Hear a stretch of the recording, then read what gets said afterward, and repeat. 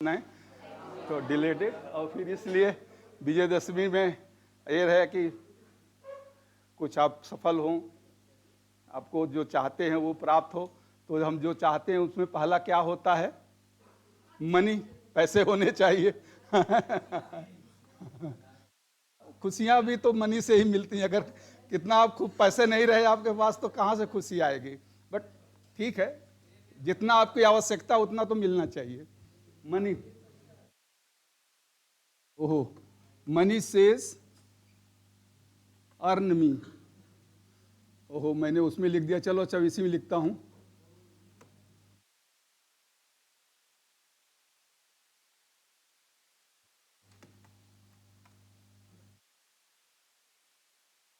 आदत होती है। Future says money says earn me, E है ये, डी नहीं है, earn me. Future says win me, time says plan me,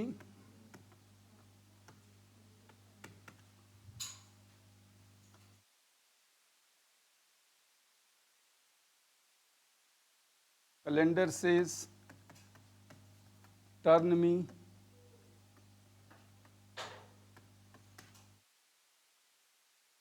but God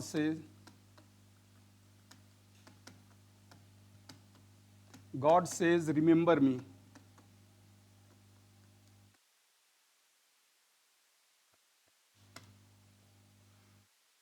पैसा कहता है कि कमाओ मुझे, अब अच्छे साधनों से कमाओ। क्या साधन है आपके पास, उससे आप कमाइए। Money, money says, SAYS, says कहता है अर्न, EARN, ई है, वही मैं कह रहा था पहले, डी नहीं है, ई है। ओह सही, स्मॉल में मैंने लिख दिया, चलिए शुरू किया। तो money says earn me, future says win मी, यानी भविष्य कहता है मुझे जीतो, प्राप्त करो, भविष्य में जो कुछ आपने सोचा है उसे प्राप्त करें। टाइम सेज प्लान मी, समय कहता है कि योजना बनाइए, यानी समय का सदुपयोग करिए, समय कहता है योजना बनाइए। कैलेंडर सेज टर्न मी, कैलेंडर कहता है मुझे पलटो, यानी जो आज का समय है उसके अनुसार चलो, अपने परिवेश में चारों तरफ देखो, क्या जरूरी है, क्या करना है, क्या सीखना है, कैसे सीखना, उस पर आप ध्यान दीजिए।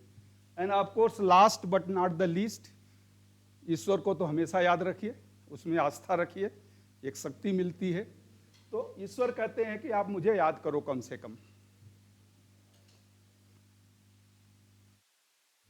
हो गया? चलिए, तो आज हम शुरू करेंगे प्रिंसिपल ऑफ टीचिंग। पिछले क्लास में प्रिंसिपल ऑफ लर्निंग मैंने बताया था, 5, 7, 10 पॉइंट्स आपको बताए थे। प्रिंसिपल ऑफ लर्निंग यानी सीखने के क्या सिद्धांत होते हैं। तो सीखना, रिपीटिशन उसके लिए जरूरी है। Learning requires stimulus, learning require activities, learning require knowing the purpose of the learning, क्यों सीखना है उसका ज्ञान होना चाहिए। Learning is a continuous process. तो ये सब मैंने आपको बताया था पिछले क्लास में। आज टीचिंग, यानी जब आप पढ़ा रहे हो तो किस तरह, teach from, always teach from, principle of teaching.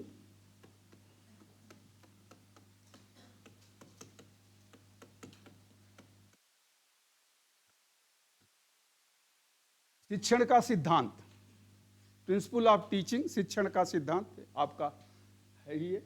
तो ऑलवेज टीच फ्रॉम,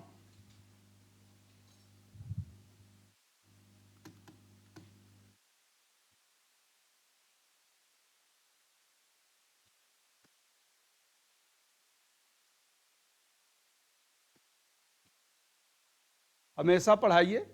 फ्रॉम कहां से, फ्रॉम इजी टू डिफिकल्ट, ये सबके लिए है, ये सब में आ जाएगा। ऑलवेज टीच फ्रॉम, जैसे easy to difficult,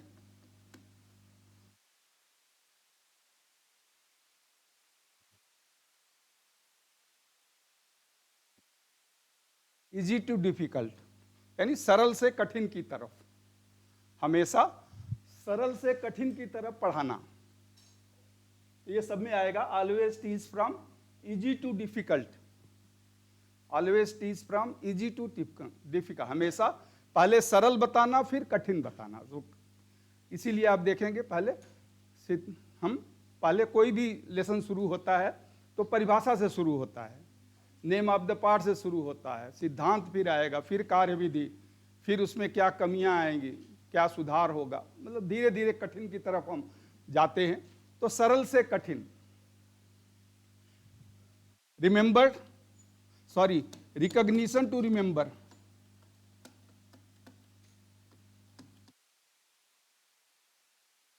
recognition to remember, NIS नहीं होगा, recognition to remember,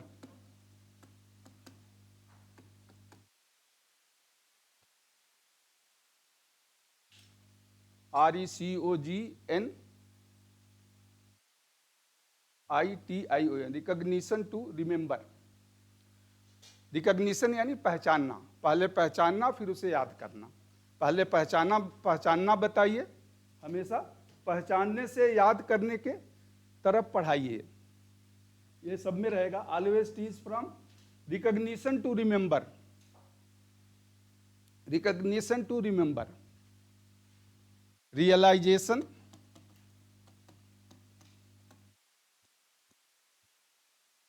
to normalisation,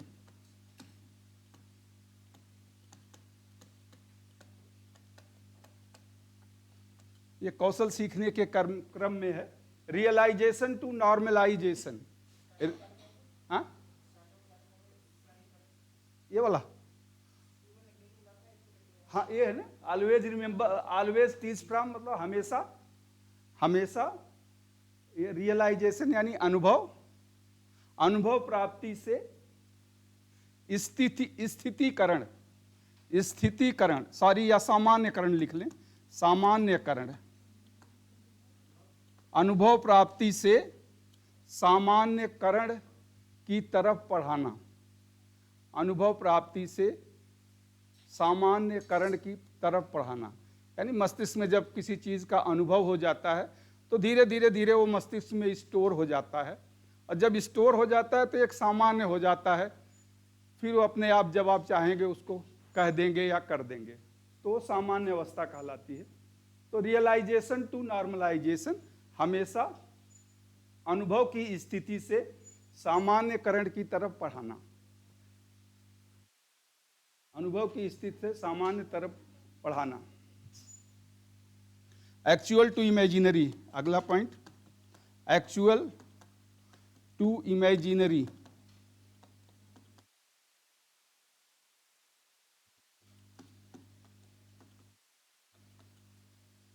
actual to imaginary, वास्तविक से काल्पनिक की तरफ पढ़ाना। Actual, ACTUAL, actual to imaginary, वास्तविक से काल्पनिक। किसी फैक्ट्स को पहले जो एक्चुअल चीजें उन्हें बताएं, फिर उससे संबंधित दो इमेजिनरी हैं, कल्पना वाला है, उसको आप बताएं। तो पहले एक्चुअल बताएं, फिर इमेजिनरी बताएं आप। वास्तविक से कल्पना की तरफ, वास्तविक से कल्पना की तरफ। Analysis to synthesis,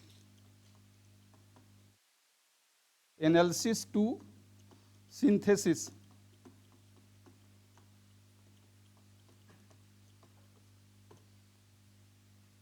ANALYSIS, analysis to synthesis, analysis to synthesis. Analysis का मतलब अलग अलग करना, विच्छेदन, एनालिसिस को विच्छेदन कहते हैं, यानी अलग अलग करना, किसी मशीन के पार्ट को अलग अलग करना यानी विच्छेदन। ऐसे कहते हैं समायोजन, एक पुनः मिला देना, यानी विच्छेदन से समायोजन। किसी मशीन के पार्ट को अलग अलग करके पहले बताएं, और फिर जैसे अलग किया तो उसे रिवर्स वे में फिर इकट्ठा करना। एनालिसिस टू सिंथेसिस, विच्छेदन से समायोजन की तरफ, विच्छेदन से समायोजन की तरफ पढ़ाना।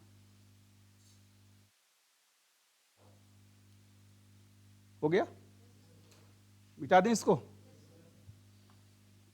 चलिए, सीन टू अनसीन, आगे इसी में सीन टू अनसीन,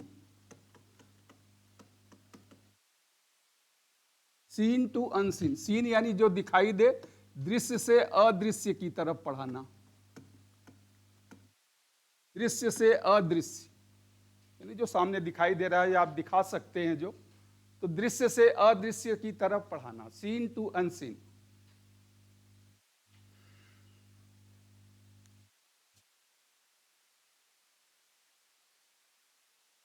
सीन यानी कुछ चीज आपको दिखाना है जो आप दिखा सकते हैं, पहले उसको बताइए किसी फैक्ट के बारे में। अब जो नहीं दिखा सकते हैं उसको आप वर्बली बताएं, बहुत सी चीजें आप नहीं दिखा सकते हैं, लेकिन जो दिखा सकते हैं उसे पहले बताएं, जो नहीं दिखा सकते हैं उसको बाद में बताएं। इसलिए कहते हैं seen to unseen, seen to unseen की तरफ आप जाएं।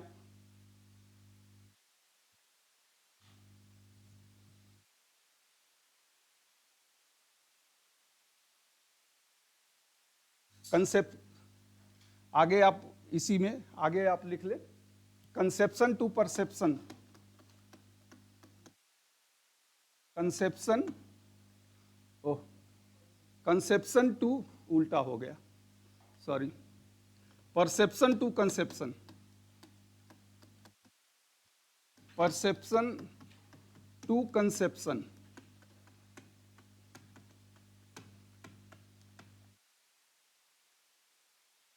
समझ से अभिधारणा की तरफ, मैंने सेंसेशन में बताया था, पहले सेंसेशन होता है, फिर कंसेप्शन, फिर परसेप्शन होगा और फिर कंसेप्शन होगा।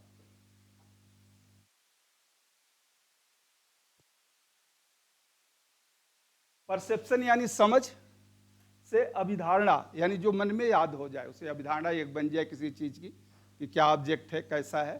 तो समझ से अभिधारणा की तरफ पढ़ाना, समझ से अभिधारणा की तरफ पढ़ाना।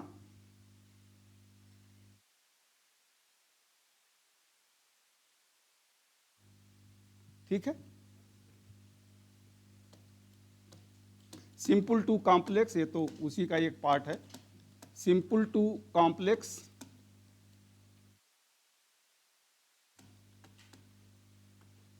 सिंपल टू कॉम्प्लेक्स यानी सरल या सहज या सामान्य, जिसे आप कह लें, सामान्य से जटिल की ओर,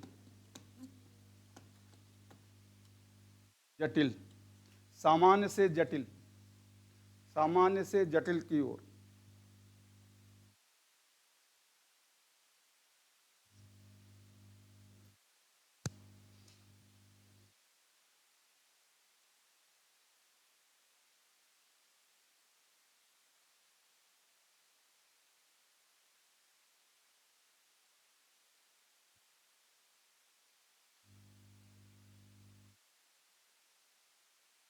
हो गया?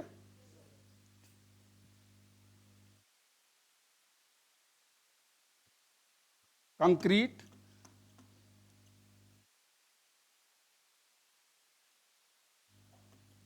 CON, कंक्रीट टू एब्स्ट्रैक्ट,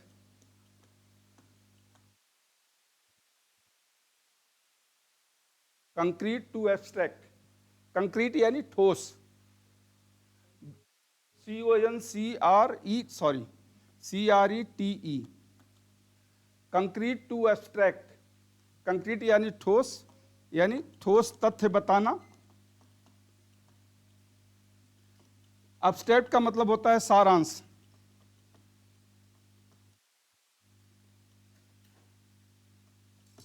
सारांश बताना। तो पहले मतलब विस्तृत तथ्य बताइए, फैक्ट्स बताएं, फिर उसके बाद सारांश, यानी ठोस तथ्य से सारांश की तरफ पढ़ाना, ठोस तथ्य से सारांश की तरफ पढ़ाना।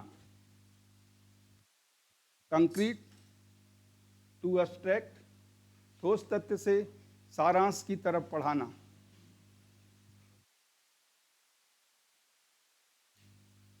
हो गया, मिटा दें इसको। कॉग्निटिव टू साइकोमोटर,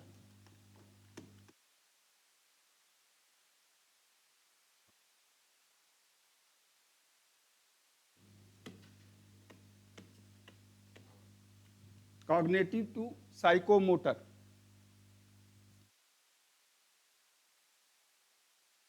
कॉग्निटिव यानी ज्ञान संबंधी, ज्ञान की दक्षता,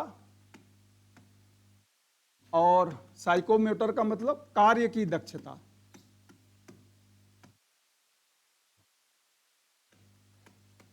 किसी कार्य को कैसे किया जाता है उसका क्रम बताना वो ज्ञान होता है। जैसे कंप्यूटर को ही अगर मैंने बताया फाइल खोलना है तो कैसे खोलना है, पहले आप वो ज्ञान बताएंगे और फिर करके दिखाएंगे तो वो साइकोमोटर होता है। तो ज्ञान की दक्षता और कार्य, यानी हमेशा ज्ञान की दक्षता से कार्य की दक्षता की तरफ बढ़ाना, हमेशा ज्ञान की दक्षता से कार्य की दक्षता के तरफ बढ़ाना। पहले बताएं कि कैसे करना है और फिर करें। ये नहीं कि पहले कर दें और फिर बताएं कि अच्छा ये ऐसे होता है, या करते हुए बता दें, नहीं, पहले बता दें जिससे क्रम विद्यार्थियों को अच्छी तरह पता चल जाए कि क्या करना है, फिर उसके बाद आप करेंगे तो अच्छी तरह समझ जाएंगे। तो पढ़ाने का तरीका है हमेशा ज्ञान की दक्षता से कार्य की दक्षता की तरफ आप जाएं। कंसेप्चुअल, आगे आप लिख लें, conceptual, conceptual to comprehensive.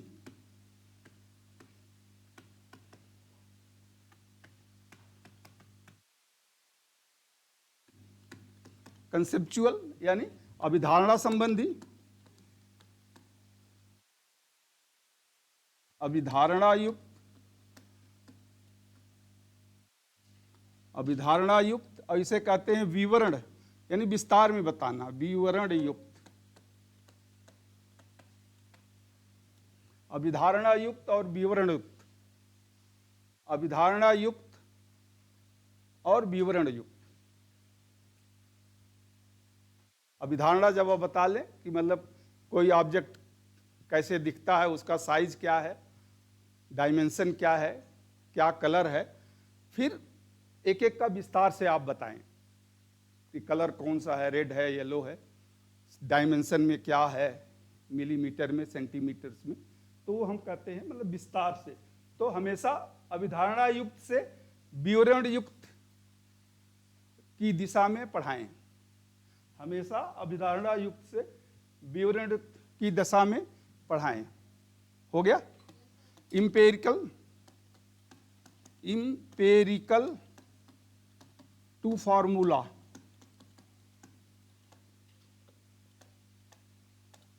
Empirical मतलब होता है ये प्रयोग संबंधी, जिसका प्रयोग किया जा सके, प्रयोग संबंधी, और फार्मूला का मतलब सूत्र, जो प्रयोग के लिए उपयोगी हो उसे पहले बताएं और फिर सूत्र बताएं। किसी प्रयोग में अगर कोई फार्मूला है तो फार्मूला का प्रयोग कैसे करेंगे उसे पहले बताएं और फिर सूत्र बताएं। मतलब प्रयोग संबंधी से फार्मूला यानी सूत्र की तरफ पढ़ाना, प्रयोग संबंधी से सूत्र की तरफ पढ़ाना, इंपेरिकल टू फार्मूला।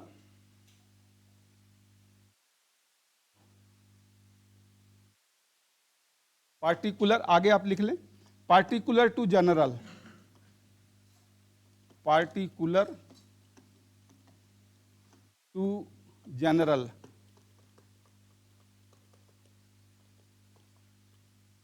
पार्टिकुलर यानी विशेष, जनरल यानी सामान्य, यानी विशेष तथ्य पहले बताएं फिर उसके बाद सामान्य तथ्य बताएं। जैसे सीखने का सिद्धांत क्या है, सीखने की परिभाषा क्या है, वो पहले बताया जाता, उसके बाद सीखने के कौन से फैक्टर्स होते हैं, क्या क्रम होता है, जो जनरल चीज़ें हैं वो बाद में, और जो मुख्य चीज़ें उसे पहले बताएं। तो पार्टिकुलर्स का मतलब होता है मुख्य या विशेष से सामान्य की तरफ, मुख्य या विशेष से तथ्य से सामान्य तथ्य की तरफ बताना।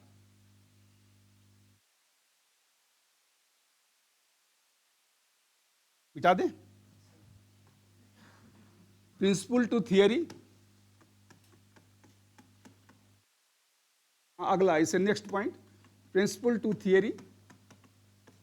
प्रिंसिपल टू थियरी यानी पहले सिद्धांत आप बताएं, उसका कार्य क्या है, फिर उसका थियरी का विवरण बताएं, सिद्धांत, उसके बाद सैद्धांतिक विवरण।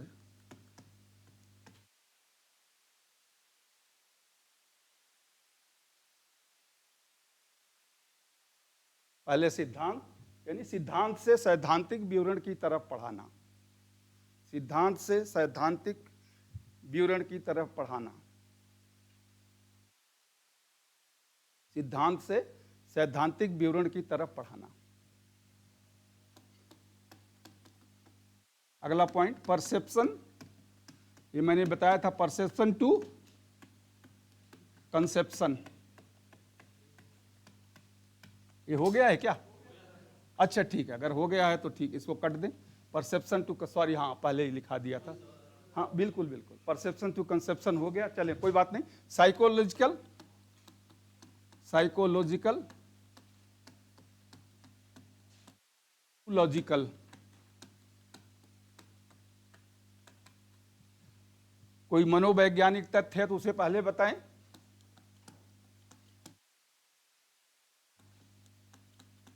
मनोवैज्ञानिक तथ्य और उसके बाद तर्क संगत, तर्क संगत तथ्य।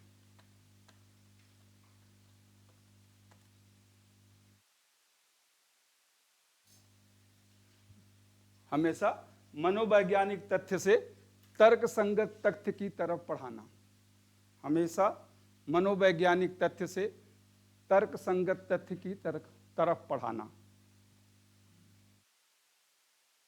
मनोवैज्ञानिक तथ्य से whole to part, whole to part, whole यानी संपूर्ण, पार्ट यानी एक एक कर, भाग, एक भाग।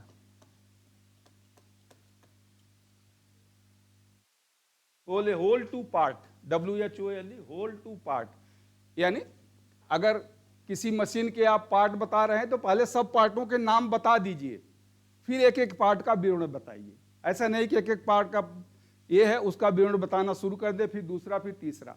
जैसे मैंने देखिए साइकोलॉजिकल एलिमेंट्स 15 या 20 या 22 जो था, पहले मैंने आपको लिखा दिया कि साइकोलॉजिकल एलिमेंट्स 20-22 हैं, फिर एक एक का हमने विवरण बताया कि एक एक क्या होता है। तो कम से कम अगर आप भूल भी जाएंगे तो ऊपर आपको 22 लिखा रहेगा, उसको आप पढ़ेंगे तो याद हो जाएगा। इसलिए पढ़ाते समय हमेशा होल से पार्ट, यानी पहले पूरा आप नाम बताएं, पूरा से एक, अब एक एक भाग को बताना है तब बताएं। इसी तरह इससे किसी पार्ट्स का नाम हो, कोई सावधानियां बताना हो, कोई विशेष तथ्य बताना हो तो पहले होल बताएं, फिर एक एक पार्ट का आप बताएं। मिटा दें। डेफिनिट टू इनडेफिनिट, अगला पॉइंट है डेफिनिट टू इनडेफिनिट।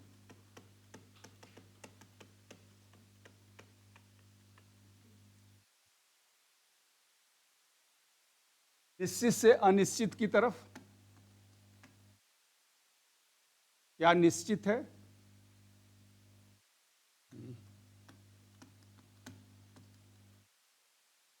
निश्चित क्या है और अनिश्चित क्या है?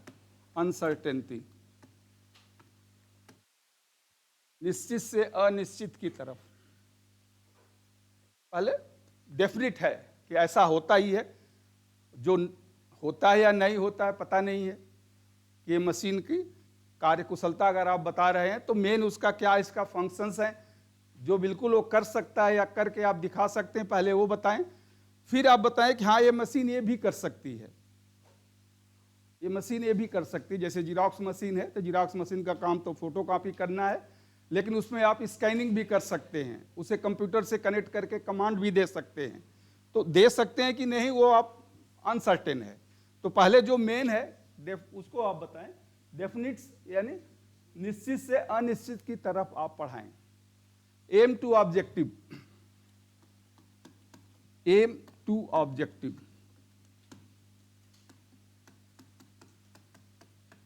एम टू ऑब्जेक्टिव, एम यानी बृहद लक्ष्य, यानी बड़ा लक्ष्य जिसे आप कहें, या संपूर्ण लक्ष्य कह सकते हैं आप। संपूर्ण लक्ष्य और ये छोटा लक्ष्य।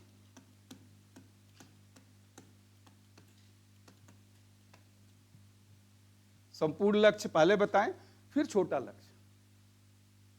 CITS 1 साल का कोर्स है, अब एक साल में 3-3 महीने के अलग अलग मॉड्यूल्स हैं। एक पीओटी का मॉड्यूल है, इंजीनियरिंग ड्राइंग एंड वर्कशॉप है, कैलकुलस है, या फिर आपका ट्रेड थियरी है। तो इसी तरह से पहले एम टू ऑब्जेक्टिव। एम है आपका 1 साल का कोर्स, वो एम है। अगर आपने डिप्लोमा किया है तो 3 साल का डिप्लोमा जो है आपका, वो आपका एम हो गया। और हर 6-6 महीने के जो सेमेस्टर्स होते हैं वो ऑब्जेक्टिव हो गए। तो एम से ऑब्जेक्टिव। फैक्ट लास्ट है, fact to figure. Fact to figure यानी किसी फिगर को बताना है तो फिगर से जो फैक्ट है यानी जो तथ्य उसके हैं, विवरण है, उनको पहले बताइए और फिर चित्र बताएं।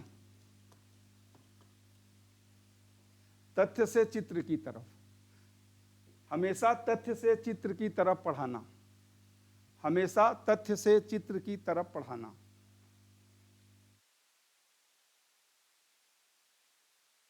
अब आप सोचिए, आपकी तरफ से अगर कोई हो सकता है तो आप बताएं, उसको भी मैं ऐड कर लूंगा।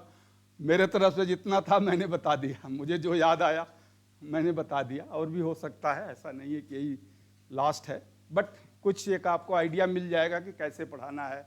सिंपल, जैसे simple to complex, known to unknown, easy to difficult, cognitive to psychomotor, तो ये है। परसेप्शन टू कंसेप्शंस, ये 5, 7, 10 हैं जो ये मेन हैं।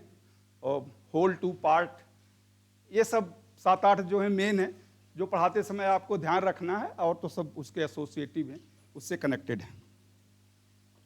ठीक है, तो इसको एक बार आप कृपा करके पढ़ लीजिएगा, तो आगे के लिए भी फायदा करेगा। और एग्जाम में भी आता है, कभी कभी ऑब्जेक्टिव में भी आता है। जैसे वो एक बार आया था, वो होल टू पार्ट वाला भी आया था, और सिंपल टू कॉम्प्लेक्स, इंपेरिकल वाला जो मैंने बताया, इंपेरिकल टू फार्मूला। तो इंपेरिकल टू फार्मूला ये सब आते हैं अक्सर, कभी कभी एग्जाम में भी आते हैं। चलें, सीक्वेंस ऑफ लर्निंग।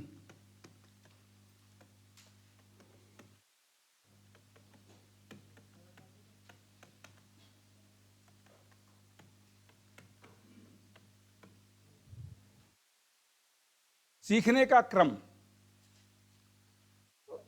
सीखने की जो प्रक्रिया है वो निश्चित क्रम का पालन करती है। So process of learning, process of learning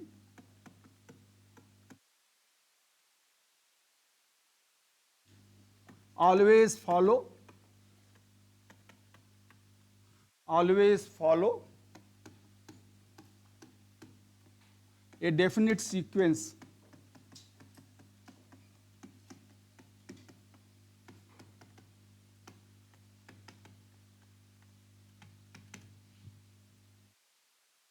Process of learning always follow a definite sequence. Process of learning always follow a definite sequence, यानी सीखने की प्रक्रिया, हिंदी में आप लिख लें, सीखने की प्रक्रिया, हाँ, सीखने की प्रक्रिया। अच्छा, अभी हुआ नहीं पूरा, एक मिनट।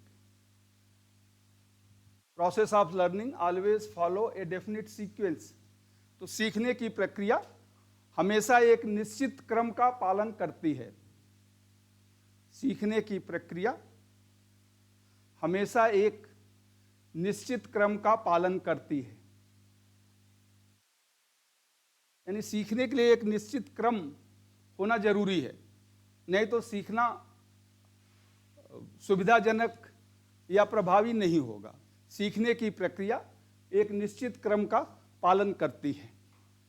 ठीक है, अब जैसे मैं एक एग्जाम्पल, एक उदाहरण लेके मैं आपको बताने की कोशिश करूं कि क्या क्रम होता है, क्रम बता दूं तो ठीक रहेगा। अब एक घर में 6 या 7 साल का बच्चा है, उसकी माँ है, माँ को कहीं जाना है तो वो बोलती है तुम रुको, 1 घंटे में कुछ काम है, कहीं जाना मत, घर में बैठे रहो। ठीक है, माँ चली जाती है।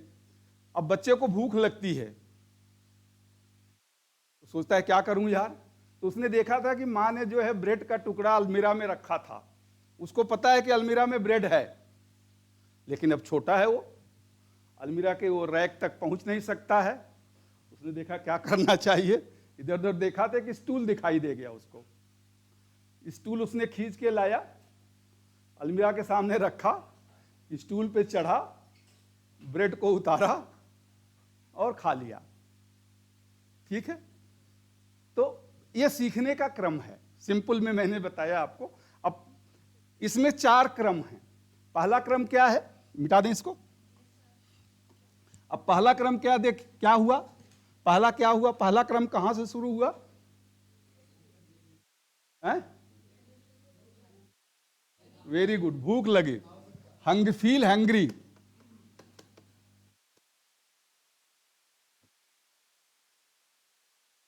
फील हंग्री यानी नीड क्रिएटेड।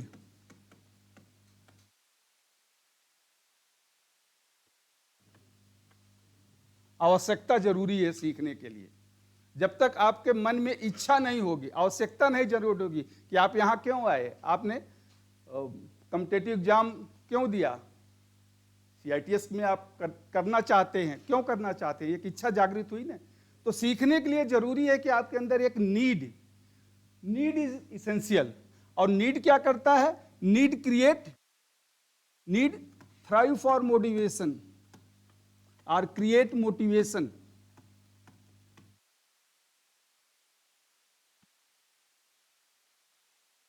या इससे पहले, मोटिवेशन से भी पहले, मैं इसको थोड़ा सा इसको आप कर दें कि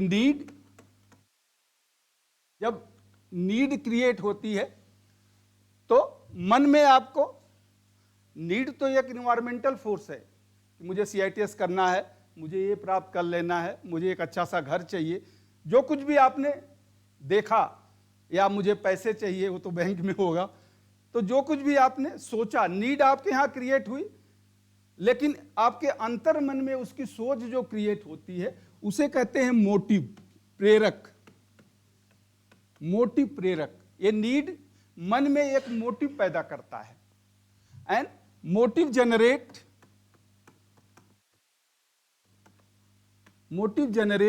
मोटिवेशन।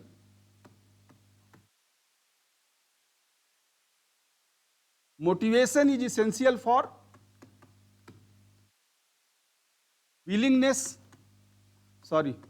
encouragement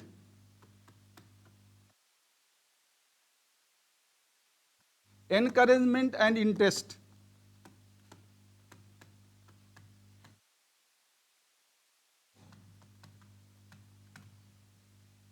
यानी पहले मुझे कुछ चाहिए, आपके मन में आना चाहिए, चाहे कुछ भी हो। मुझे हाई स्कूल पास करना है, इंटर पास करना है, ITI करना है, डिप्लोमा करना, मुझे कुछ करना है। जो करना है वो तो बाहर है, आपको ITI में जाके एडमिशन लेना पड़ेगा, लेकिन आपके मन में जो सोच होती है कि मुझे ITI करना है या मुझे डिप्लोमा करना है, तो वो मोटिव होता है। अब ये मोटिव की तीव्रता कितना है वो हम मोटिवेशन में डिस्कस करेंगे कि क्या होता है, नहीं होता है, पॉजिटिव निगेटिव अलग तरह का होता है। मोटिव आपके व्यवहार को मोटिवेट करता है, यानी मोटिवेशन को जनरेट करता है। और मोटिवेशन जब आपके अंदर आ जाता है तब आपके अंदर एक एनकरेजमेंट, उत्साह आता है, एक इंटरेस्ट होता है।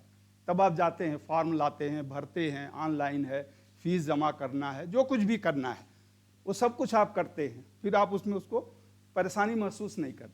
तो फर्स्ट इज द नीड। इसीलिए टीचर को भी process and principle of motivation जानना चाहिए कि what is the motivation, what is the process, what is the principle, किस तरह से विद्यार्थियों को मोटिवेट करना है, क्या कहना है, क्या करना है। जैसे मैं बीच में कह देता हूं कि भाई ये एग्जाम में आएगा, तो आप थोड़ा सा चौकन्ने हो जाओगे, यार वो है, उसको अंडरलाइन कर लोगे, हाँ इसको जरूर हम पढ़ लेंगे। तो ये भी एक मोटिवेशन है, तो ये भी एक तरह का मोटिवेशन ही है। ऐसे पढ़ोगे तो आप इस एग्जाम में पास हो जाओगे, ये जनरल नॉलेज के लिए जरूरी है। तो ये सब एक तरीका होता है विद्यार्थियों को मोटिवेट करने का। अच्छा, नीड हो गया सेकंड। पहला तो हैंग्री था, फिर बच्चे पे ही आते हैं आपको। अब नीड जनरेट हुई, कुछ करना है, तो एक्टिविटीज, काम करना पड़ेगा। केवल सोच लेने से कि मैं डिप्लोमा कर लूं या मैं ये कर लूं, मैं CITS कर लूं तो नहीं होगा, कुछ काम तो करना पड़ेगा। तो काम करने के लिए क्या आवश्यक है कि आपको काम करना है, काम तो मोटिवेट तो आप हो गए कि मैं काम करना चाहता हूं, लेकिन कौन सा काम, किस दिशा में काम करेंगे, कैसे काम करना है, क्या काम करना है। तो दूसरा फैक्टर्स क्या होगा, लक्ष्य तो है ही, वो लास्ट में आएगा। इंफॉर्मेशन, सूचना, बच्चे को भूख लगी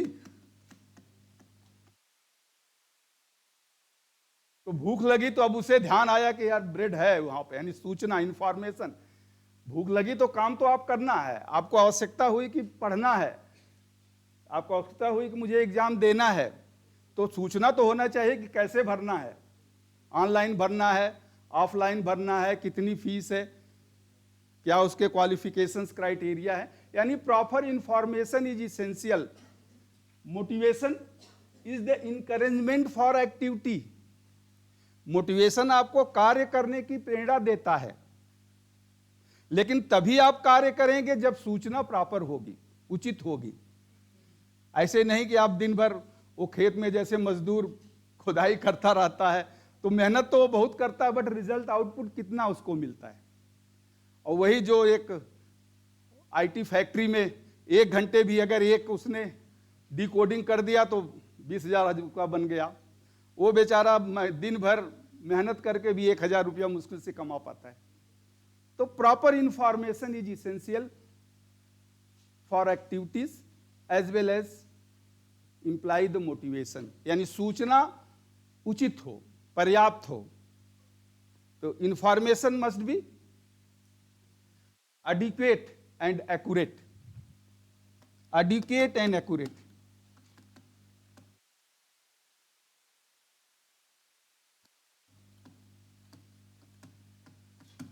एक्यूरेट मतलब सटीक, उचित, जिसे आप कह सकते हैं उचित हो,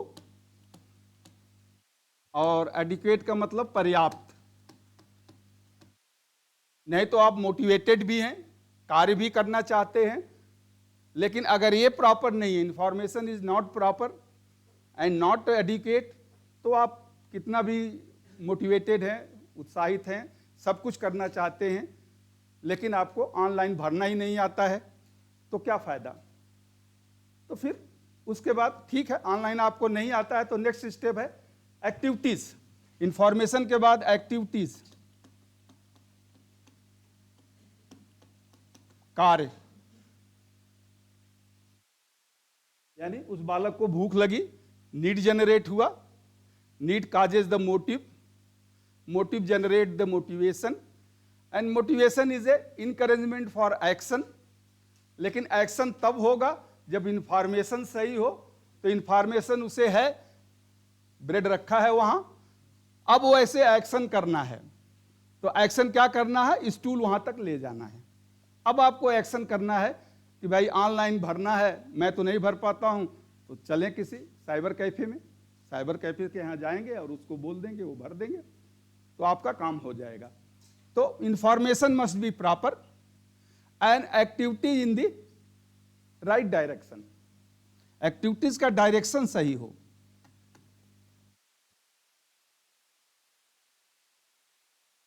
सॉरी, राइट डायरेक्शन।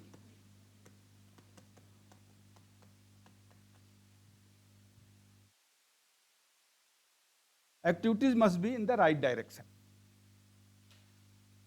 लेकिन अगर आपका एक्टिविटीज सही नहीं, यानी इम्प्रॉपर है, activities improper, action is wrong direction,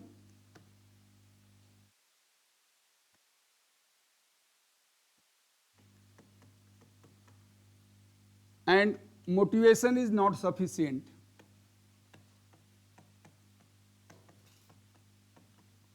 यानी आप उत्साहित नहीं हैं, motivation is not sufficient, motivation is not sufficient, then goal is not achieved.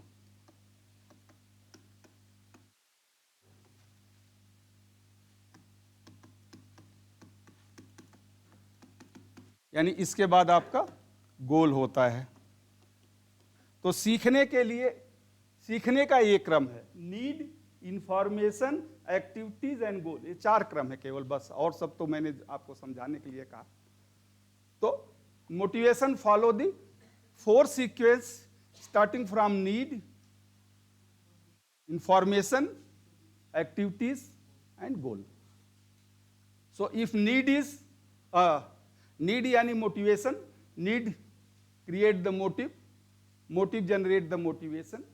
If motivation is sufficient, पर्याप्त मोटिवेशन आपके पास है, उत्साह आपके पास है, आपके पास एडिक्वेट एंड एक्यूरेट सूचना है, कार्य की दिशा आपकी सही है, तो आपको लक्ष्य मिलेगा। यानी आप अब यहां पे इसको मिटा दें,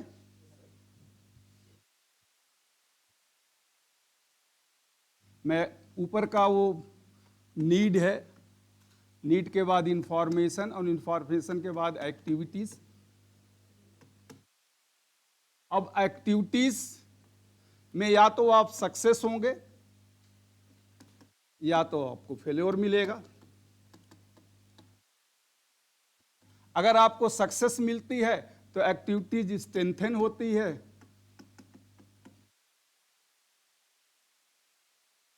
और अगर आप फेल हो जाते हैं तो एक्टिविटीज वीकेन होती है।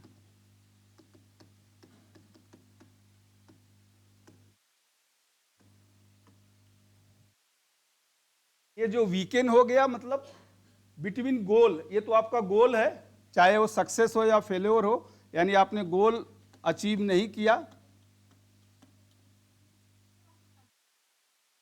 एन का मतलब नीड, जो पहले मैंने बताया था, आई का मतलब इंफॉर्मेशन, इसलिए मैंने पूरा नहीं उसको लिखा, नीड, इंफॉर्मेशन, एक्टिविटीज। अब एक्टिविटीज और ये जो आपने एक्टिविटीज और गोल, यानी जो कुछ आपने किया इंफॉर्मेशन के कारण किया, तो इंफॉर्मेशन एंड एक्टिविटीज में एक उचित संबंध है, यानी प्रॉपर रिलेशन इज स्टैब्लिश्ड। यानी एक्टिविटीज आपकी पर्याप्त सूचना आपको थी, सही दिशा में आपने काम किया तो आपको सफलता मिल गई, यानी a relation is established between the activities and information. यानी आपको अगर सफलता मिल गई तो कार्य, यानी जो भी आपने कार्य किया, कार्य और सूचना में एक दृढ़ संबंध स्थापित हो जाता है, यानी उसे फिर आप बार बार करना चाहेंगे। एक बार आपको सफलता मिल जाती है तो उस कार्य में आपको उत्साह भी आता है, आप आशावान भी रहते हैं कि मैं सफल हो जाऊंगा, फिर से कर लूंगा। कंप्यूटर में या कोई एप्लीकेशन या कोई नई चीज आप एक बार सीख लेते हैं तो उसको आप बार बार करते रहते हैं, तो उसी तरह से यानी एक इस्टेब्लिश हो जाता है, a relation is established between the activities and information.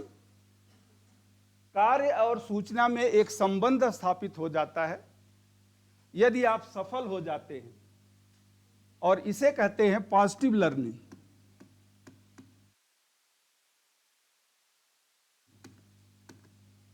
इसे कहते हैं पॉजिटिव लर्निंग।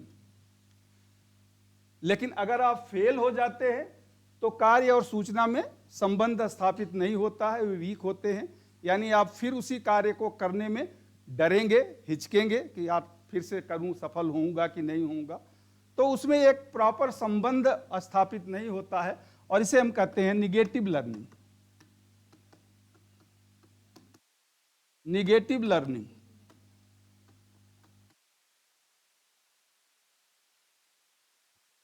ठीक है, मैं फिर से इसको रिपीट कर देता हूं, आप सुन लीजिए, जहां आप नहीं लिख पाए हो या फिर से लिखना हो। तो सीखने का क्रम क्या है? शुरू होता है नीड से, आवश्यकता जब जनरेट होती है, चाहे किसी कोई भी कार्य करने के लिए आप तभी उत्साहित होते हैं जब उस कार्य के प्रति आपके मन में एक आवश्यकता या नीड या इच्छा जागृत होती है। यह इच्छा मन में एक प्रेरक या मोटिव उत्पन्न करती है, मोटिव से फिर प्रेरणा उत्पन्न होता है, प्रेरणा आप में उत्साह और रुचि पैदा करता है। अब यह उत्साह और रुचि को क्या करना है, कैसे करना है, उसके लिए सूचना अति आवश्यक है। सूचना पर्याप्त हो और उचित हो, सही दिशा में हो, जब सूचना पर्याप्त और उचित होती है तो आप कार्य करते हैं, कार्य सही दिशा में करते हैं और आपको सफलता मिल जाती है। जब सफलता मिल जाती है तो सूचना और कार्य में एक संबंध स्थापित हो जाता है और इस बने हुए संबंध को हम कहते हैं सकारात्मक सीख या पॉजिटिव लर्निंग। लेकिन अगर आप असफल हो जाते हैं तो सूचना और कार्य में संबंध स्थापित नहीं होता है, यानी वो वीक हो जाता है और इसे हम कहते हैं निगेटिव लर्निंग। तो ये सीखने का क्रम हुआ। हाँ प्लीज।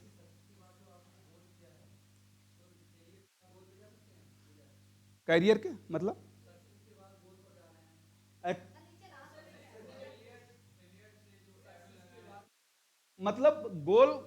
गोल तो दोनों से है ना। अगर एक्टिविटी कार्य आपने किया, सफल हो गए तो आपने गोल प्राप्त कर लिया, अगर असफल हुए तो गोल प्राप्त नहीं किए। मतलब गोल आपने, अगर आप सफल हो गए तो गोल प्राप्त किए। अल्टीमेटली आपका ये नीड, इंफॉर्मेशन और एक्टिविटीज ये किस लिए है? To achieve the goal. अगर उस बच्चे ने स्टूल रखा और स्टूल के बाद भी चढ़ के अगर वो ब्रेड नहीं प्राप्त कर पाया तो इसका मतलब गोल सफल नहीं हुआ। लेकिन ये सब तो किया ना, यहां तक तो कार्य तक। हाँ हाँ हाँ हाँ हाँ, नहीं यहां से ना फेल्योर होगा ना। अच्छा, इसका इधर ऐसे होना चाहिए।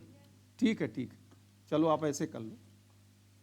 मतलब अगर सक्सेस हो गए तो ठीक है, नहीं तो फिर वीक हो गया तो हाँ कल कोई बात नहीं। तो वीक हो गए तो फेल्योर हो गया तो उसके बाद वो फेल हो गया। इसलिए जरूरी है कि किसी कार्य को करने के लिए मोटिवेशन, पहले तो इच्छा हो, इच्छा शक्ति, मतलब आपके अंदर वो जागृत होना चाहिए कि मुझे ये प्राप्त करना है। अब इसकी इंटेंसिटी सब में अलग अलग होती है। कोई सोचता है यार ठीक है यार प्राप्त कर लूंगा, और कोई उस पर मन से लग जाता है कि नहीं करना है तो करना है, आई मस्ट डू इट।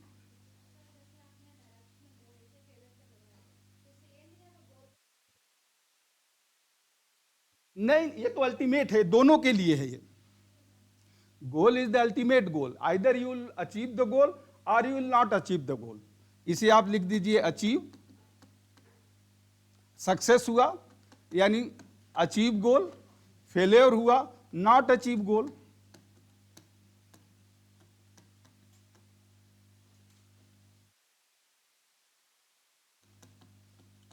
अब आपको क्लियर हो जाएगा, इसलिए दोनों को ऐसे रहने दीजिए। यहां पर आप लिख दीजिए, अगर आप ये करके नीड, इंफॉर्मेशन, एक्टिविटीज के बाद अगर आप सक्सेस होते हैं, एक्टिविटीज के बाद सक्सेस होते हैं तो गोल इज अचीव। ये करके अगर आप फेल्योर होते हैं तो गोल इज नॉट अचीव। तो नॉट अचीव और अचीव में फिर क्लियर हो जाएगा कि अल्टीमेटली जाना तो गोल है, अगर हम पहुंच गए तो अचीव, नहीं पहुंचे तो नहीं अचीव हुआ। ठीक है, तो ये सीक्वेंस हो गया। मिटा दें इसको। अब हम कैसे, यानी किस तरह से हम, कितने प्रकार से आप सीखते हैं?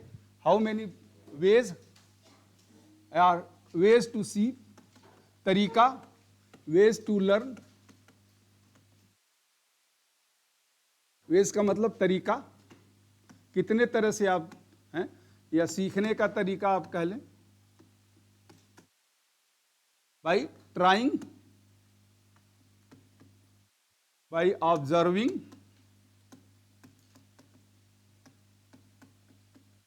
बाई प्रैक्टिसिंग,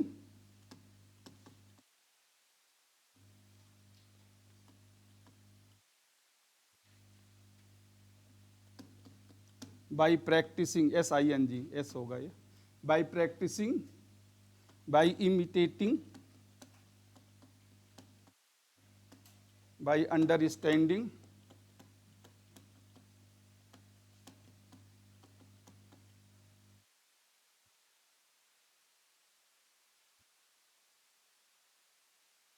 एंड लास्ट है मेमोराइजिंग।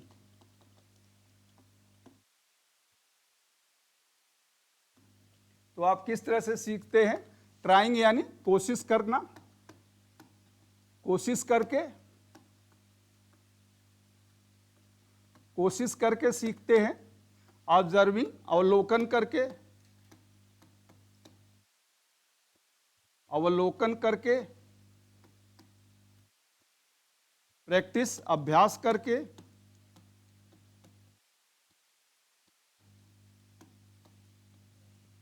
इमिटेशन नकल करके,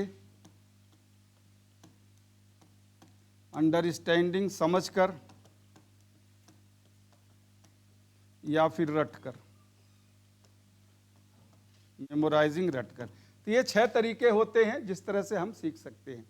बाय ट्राइंग, ऑब्जर्विंग। अब इसमें से कोई एक तरीका, 2 तरीका एक साथ भी हो सकता है कि आप कोशिश भी कर रहे हैं और देख भी रहे हैं, आप समझ भी रहे हैं और नकल भी कर रहे हैं। तो 2-3 तरीके एक साथ भी यूज हो सकते हैं, ऐसा नहीं कि अलग अलग ही होगा। 2-3 तरीके, 4 तरीके आप एक साथ भी यूज कर सकते हैं। तो by trying, by observing, by practising, by imitating, by understanding and by memorising, ये तरीके हैं जिसके द्वारा हम सीख सकते हैं।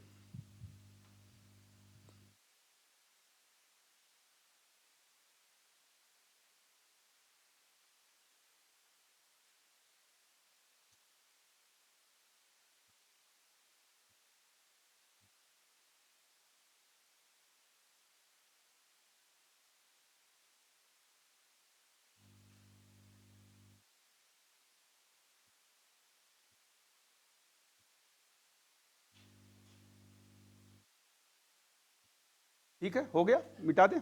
चलिए, अब जैसे ऑब्जर्विंग का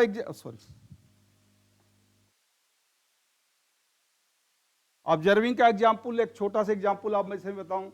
कोई छोटा बच्चा है, अपने माँ के साथ रोड पे जा रहा है, रोड क्रॉस करना है, तो उसकी माँ रोड पे रुक जाती है, वो भी रुक जाता है। लाइट जब ग्रीन होती है तो रोड क्रॉस करते हैं, लाइट जब रेड होती है तो रुक जाते हैं कि अब रोड क्रॉस नहीं करना है। तो वो अब ऑब्जर्विंग, यानी अब वो देख के समझ जाता है। अगली बार अगर अकेला भी होगा तो जब लाइट रेड है इसका मतलब क्रॉस नहीं करना है, जब लाइट ग्रीन है तो क्रॉस करना है। तो एक एग्जाम्पल ऑफ दी ऑब्जर्विंग है। अब मोटिवेशन, आगे हम मोटिवेशन में डिस्कस करेंगे, बट मोटिवेशन 2 तरह का होता है, एक डायरेक्ट मोटिवेशन और एक इनडायरेक्ट मोटिवेशन। आगे हम आएंगे, बट यहाँ पर थोड़ा समय इसका जरूरी है। इनडायरेक्ट एंड डायरेक्ट मोटिवेशन, इसे हम कहते हैं प्रत्यक्ष और अप्रत्यक्ष।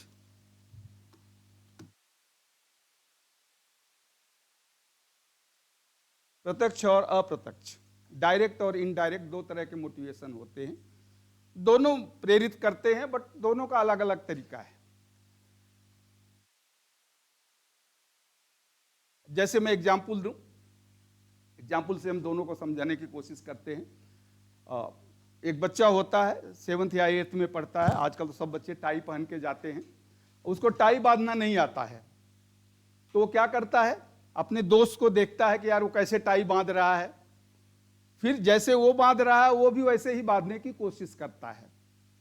तो अब आप यहां देखें, मतलब नीड, पहला, अब वो सीखना चाहता है तो नीड जनरेट, जो नीड क्या उसका है, no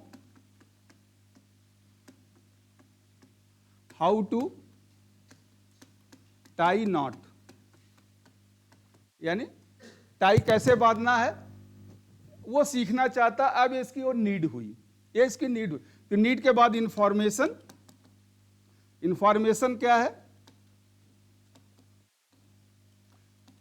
information see the friend,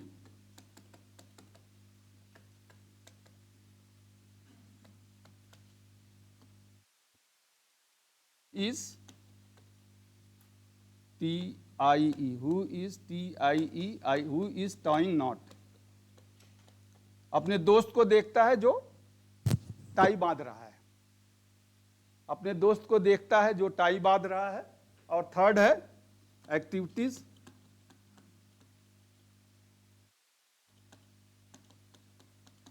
imitate him,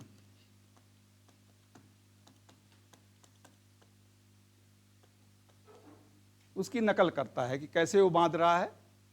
and गोल,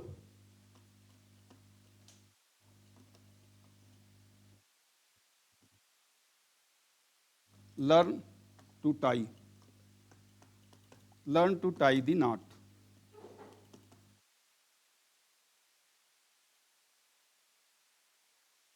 यानी उसे टाई बांधना सीखना है, उसे खुद नहीं आता है। अब एक आवश्यकता जनरेट हुई, एक इच्छा हुई, मोटिवेशन आया कि नहीं मुझे भी सीखना है, तो अब सूचना चाहिए। तो उसने देखा मेरा दोस्त टाई बांधता है, तो उसको ध्यान से देखता है कि वो कैसे बांध रहा है।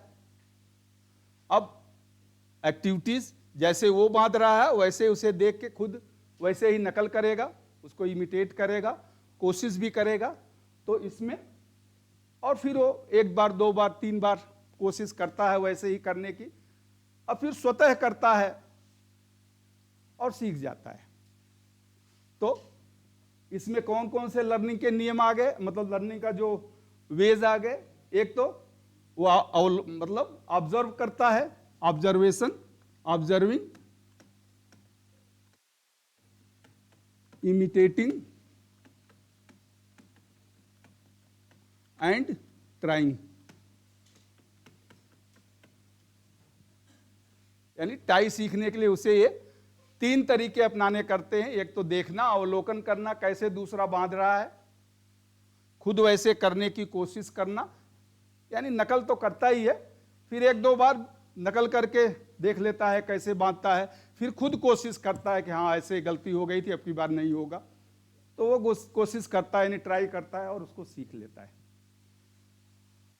ठीक है, एक ये एग्जाम्पल है। एक दूसरा एग्जाम्पल मैं आपको देता हूं। हो गया, इसको मिटा दें। हिंदी तो इसका लिख लेंगे, मैं बताता चला, याद हिंदी नहीं लिखे हो तो फिर से लिख ले। नीड आवश्यकता, टाई बांधना सीखना। आवश्यकता है टाई बांधना सीखना। सूचना है मित्र को टाई बांधते हुए देखना। मित्र को टाई बांधते हुए देखना, यह सूचना हो गई। मित्र को टाई बांधते हुए देखना। ठीक है। एक्टिविटीज, नकल और प्रयत्न करना। टाई बांधने की नकल और प्रयत्न करना। टाई बांधने के नकल और प्रयत्न करना। और गोल, टाई बांधना सीख जाना। टाई बांधना सीख जाना। ठीक है, हो गया, मिटा दे। चलिए एक और एग्जाम्पल मैं देता हूं। सपोज एक कोई बालक रहता है, वो स्विमिंग में, स्विमिंग कंपटीशन का जो अवार्ड होता है, यानी गोल्ड मेडल होता है स्विमिंग का, अभी भी चल रहा है पैरा ओलंपिक, अरे पैरा एशियन गेम चल रहा है, इससे पहले एशियन गेम में, तो वो गोल्ड मेडल जीतना चाहता है। तो क्या करना पड़ेगा उसे? तो उसे सीखना पड़ेगा। नीड यहां उसकी है win the medal.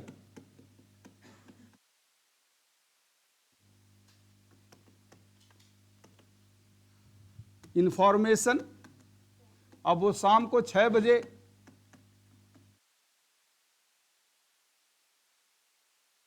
Watch the clock, watch the clock for 6 PM। घड़ी में वो देखता है कि 6 बजे उसको प्रैक्टिस के लिए जाना है। And activities, activities practice of swimming.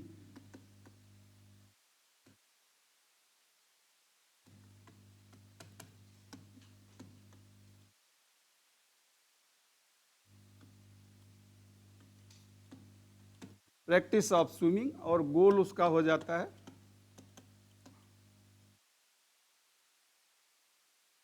Gate skill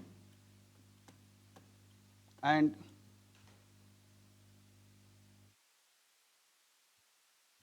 gate award. यानी जो दक्षता चाहिए, यानी कोई बच्चा चाहता है कि वो एक मेडल जीते स्विमिंग में, ये उसका नीड हो गई, आवश्यकता हो गई। अब इंफॉर्मेशन है, वो अपने घड़ी में 6 बजे शाम का अलार्म लगाता है कि 6 बजे से 10 बजे तक 4 घंटे उसको प्रैक्टिस करना होता है। तो जैसे ही 6 बजे अलार्म बजता है वो जाता है, और फिर एक्टिविटीज है, वो डेली 4 घंटे डेली प्रैक्टिस करता है, 6 महीने साल भर। और फिर अल्टीमेटली वो एक दक्षता, मतलब स्विमिंग में एक अच्छा दक्षता प्राप्त कर लेता है। यानी इस एक्टिविटी में उसे दक्षता प्राप्त होगी, लेकिन उसका ऑब्जेक्टिव क्या होता है? दक्षता प्राप्त करके मेडल प्राप्त करना। मेडल प्राप्त करने के लिए दक्षता जरूरी है।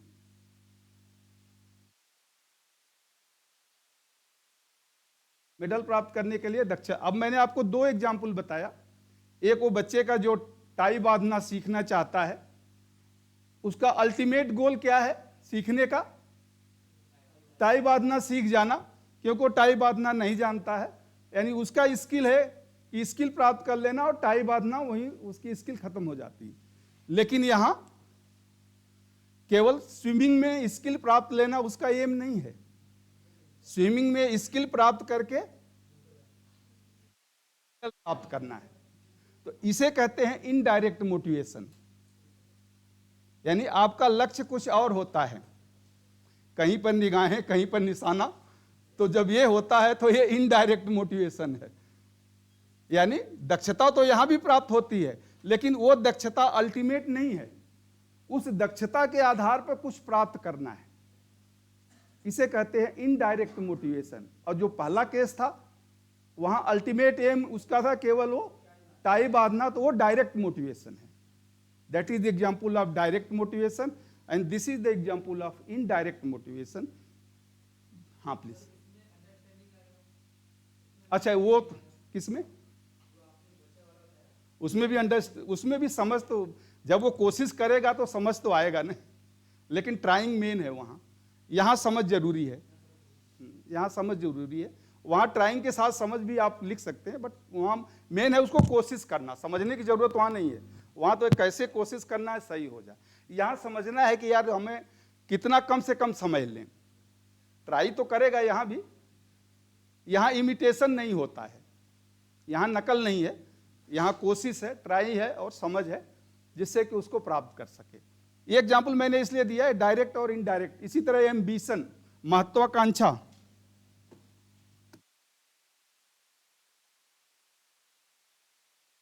एम्बिशन, महत्वाकांक्षा। कुछ लोग कहते हैं कि ज्यादा महत्वाकांक्षी नहीं होना चाहिए, ओवर एम्बिशन ना हो, बट आपकी जो क्षमता है, योग्यता है, उसके अनुसार आपको महत्वाकांक्षा रखना चाहिए। यानी एक अच्छा सरकारी नौकरी पाना, एक पद प्राप्त करना, कोई जॉब पाना। अब वहां कौन सा जॉब पाना है वो स्पेसिफाइड नहीं है। आप यहां पढ़ रहे हैं तो इस एग्जाम को पास करना आपका लक्ष्य है, लेकिन अल्टीमेट लक्ष्य नहीं है कि केवल एग्जाम ही पास करना है, but to get a good job. किसी आईटीआई के इंस्ट्रक्टर्स, किसी गवर्नमेंट आईटीआई में इंस्ट्रक्टर बनना अल्टीमेट गोल आपका वो है। लेकिन उस गोल को प्राप्त करने के लिए इस एग्जाम में अच्छे मार्क्स पाना जरूरी है। इसलिए आप यहाँ मेहनत कर रहे हैं कि मैं यहाँ अच्छे मार्क्स से पास हो जाऊं। तो ये एक महत्वाकांक्षा भी होती है, और दूसरे तरह सेंस में आप कहें ये एक तरह से इनडायरेक्ट मोटिवेशन है।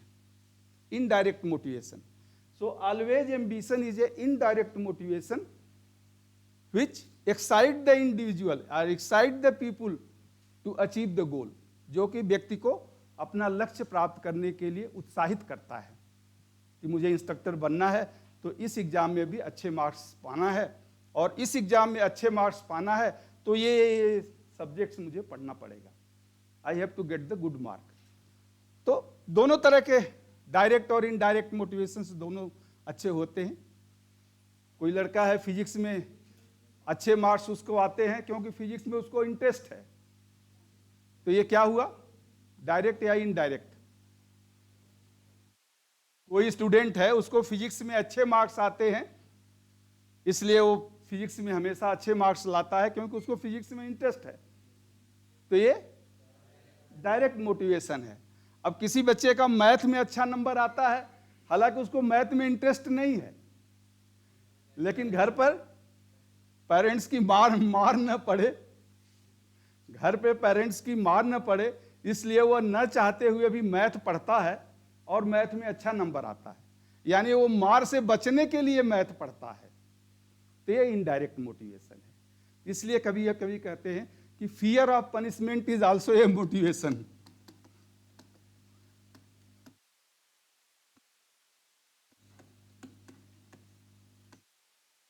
दंड का भय, दंड का भय दीजिए कि अगर आप पढ़ के नहीं आओगे तो कल मैं आपको क्लास में खड़ा कर दूंगा, ये नहीं बताओगे तो खड़ा कर दूंगा। ठीक है, खड़ा करें नहीं अलग बात है, लेकिन एक डर भी जरूरी होता है तभी है।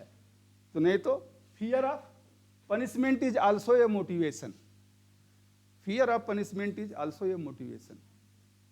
फियर ऑफ पनिशमेंट यानी दंड का डर, दंड का डर भी एक मोटिवेशन होता है। ठीक है, फियर ऑफ पनिशमेंट, दंड का डर। एम्बिशन महत्वाकांक्षा, अच्छा एम्बिशन की महत्व आगे आएगा, एम्बिशन की महत्वाकांक्षा मीन्स इंटरनल डिजायर और विल, विल और विश, विल और विश, विल और विश टू अचीव, विल और is to achieve some coveted goal।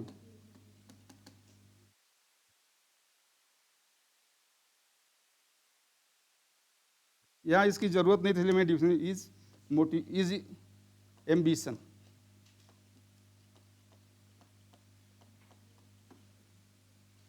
इच्छा और इच्छा शक्ति दोनों है, विल और विश, विल और wish to achieve some coveted, coveted यानी छिपा हुआ, जो आपके मन में केवल आप बताएंगे नहीं किसी से, वो महत्वाकांक्षा होती है।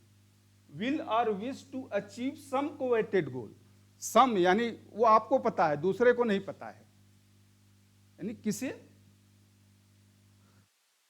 छिपे हुए या अंतर्मन के लक्ष्य को, अंतर्मन के लक्ष्य को प्राप्त करने की, अंतर्मन के लक्ष्य को प्राप्त करने की इच्छा या इच्छा शक्ति। इच्छा होगी तो इच्छा शक्ति भी डेवलप होगी, विल पावर। तो अंतर्मन के लक्ष्य को, जो दूसरे को नहीं पता है, अंतर्मन के लक्ष्य को प्राप्त करने की इच्छा या इच्छा शक्ति को महत्वाकांक्षा कहते हैं, को महत्वाकांक्षा कहते हैं। ये अच्छा भी है, आपके अंदर होना चाहिए कि कुछ मुझे ये प्राप्त करना है, तो आपका विल पावर उससे बढ़ता है। हिंदी, अंतर्मन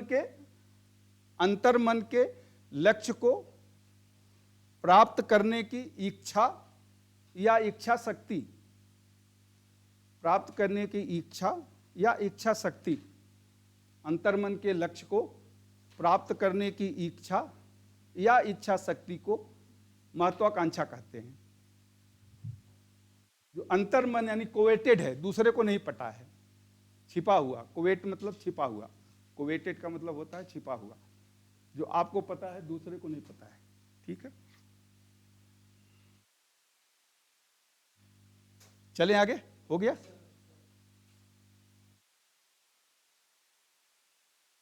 मिटा दूं? चलिए, फैक्टर अफेक्टिंग द लर्निंग, थोड़ा सा फास्ट चलेंगे।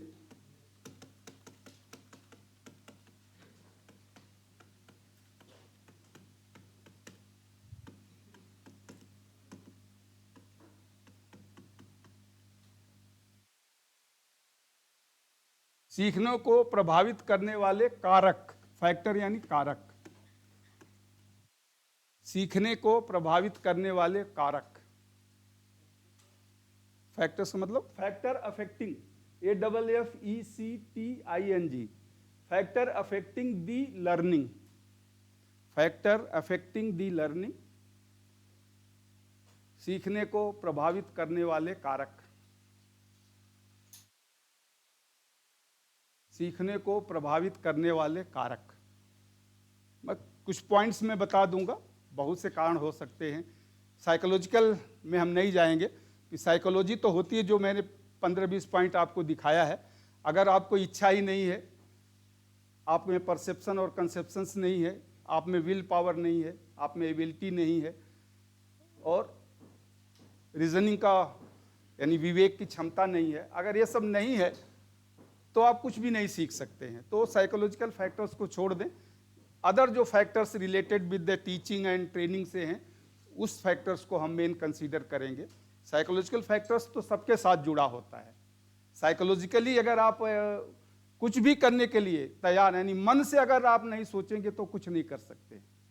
तो यहां पर आ जाए, फर्स्ट है repetition. Repetition essential for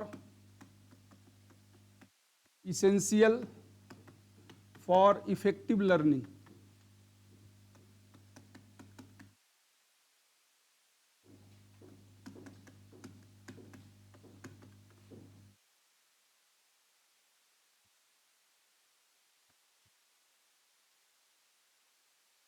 repetition यानी पुनरावृत्ति, दोहराना।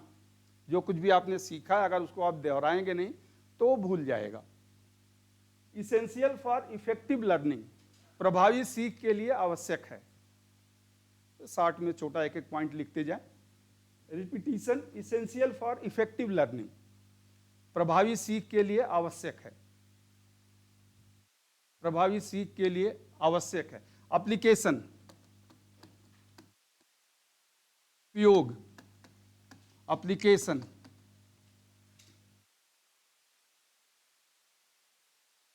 Proper planning,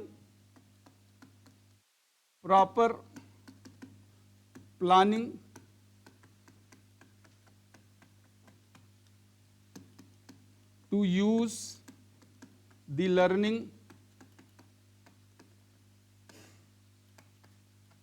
proper planning to use the learning in new situation।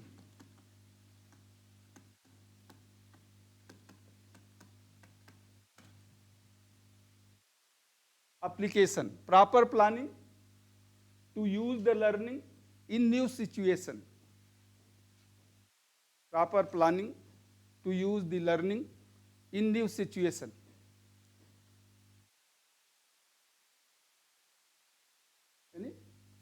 नई परिस्थिति में सीखे गए ज्ञान का, नई परिस्थिति में सीखे गए ज्ञान का उपयोग करने की उचित योजना। नई परिस्थिति में सीखे गए ज्ञान का उपयोग करने की उचित योजना, यानी जब आप कुछ सीखे हैं तो सीखने के बाद उसका उपयोग करें। जैसे जो कुछ भी आप यहाँ थियरी में सीखते हैं उसके बाद प्रैक्टिस करते हैं। अगर आप प्रैक्टिस नहीं करेंगे तो आपको पता नहीं चलता है कि मैं इसको कर सकता हूँ या नहीं कर सकता हूँ। जो कुछ भी है आपने अभी मान लीजिए आपने रेक्टिफायर सीखा या डायोड सीखा या ट्रांजिस्टर की बायासिंग में कैसे करते हैं, तो फिर उसको अगर प्रैक्टिकल आप करके यानी इसको कैसे उपयोग करेंगे, जो थियरी में आपने सीखा अगर उसका प्रॉपर आप प्लानिंग कर सकें, आप में सक्षम हैं, तो इसका मतलब आपने सीख लिया। अगर आप प्रॉपर प्लानिंग नहीं कर पाए, उसका उपयोग नहीं कर पाए, तो इसका मतलब जो कुछ भी सीखा वो उचित नहीं था। मोटिवेशन तो हर जगह आएगा, ये तो अब जरूरी है। मोटिवेशन किस लिए? Encouragement to learn, encouragement to learn।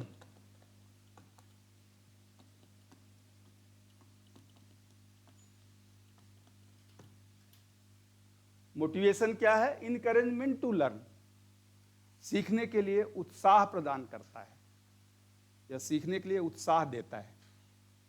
उत्साहित, आपको अंतर्मन से उत्साहित करता है, यानी तभी सीखना संभव है। अगर आप मोटिवेटेड नहीं हैं तो ये आपके सीखने को प्रभावित करेगा।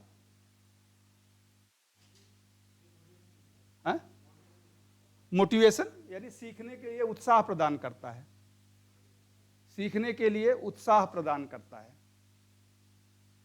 मोटिवेशन यानी अंदर से है, ये अंतर्मन से जब आता है कि मुझे सीखना है, मुझे करना है। सीखने के लिए उत्साह प्रदान करता है, सीखने के लिए उत्साह प्रदान करता है। मिटा दे।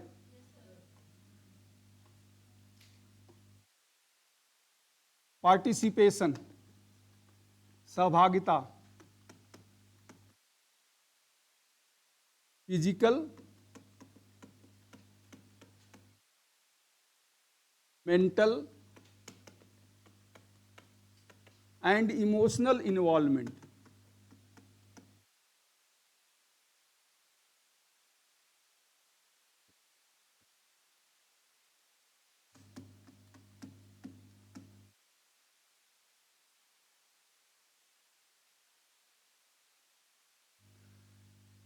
सीखने के लिए ये तीनों चीजें जरूरी हैं कि तीनों यानी physical, mental and emotional involvement, शारीरिक, मानसिक और आवेशित रूप से, शारीरिक, मानसिक और आवेशनात्मक या आवेशित रूप से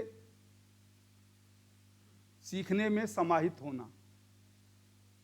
शारीरिक, मानसिक और आवेशित, भावनात्मक, हाँ सॉरी भावनात्मक लिख लें, भावनात्मक, हाँ ये सही रहेगा, भावनात्मक रूप से, शारीरिक, मानसिक और भावनात्मक रूप से सीखने में समाहित होना या सीखने में जुड़ना, सीखने में समाहित होना।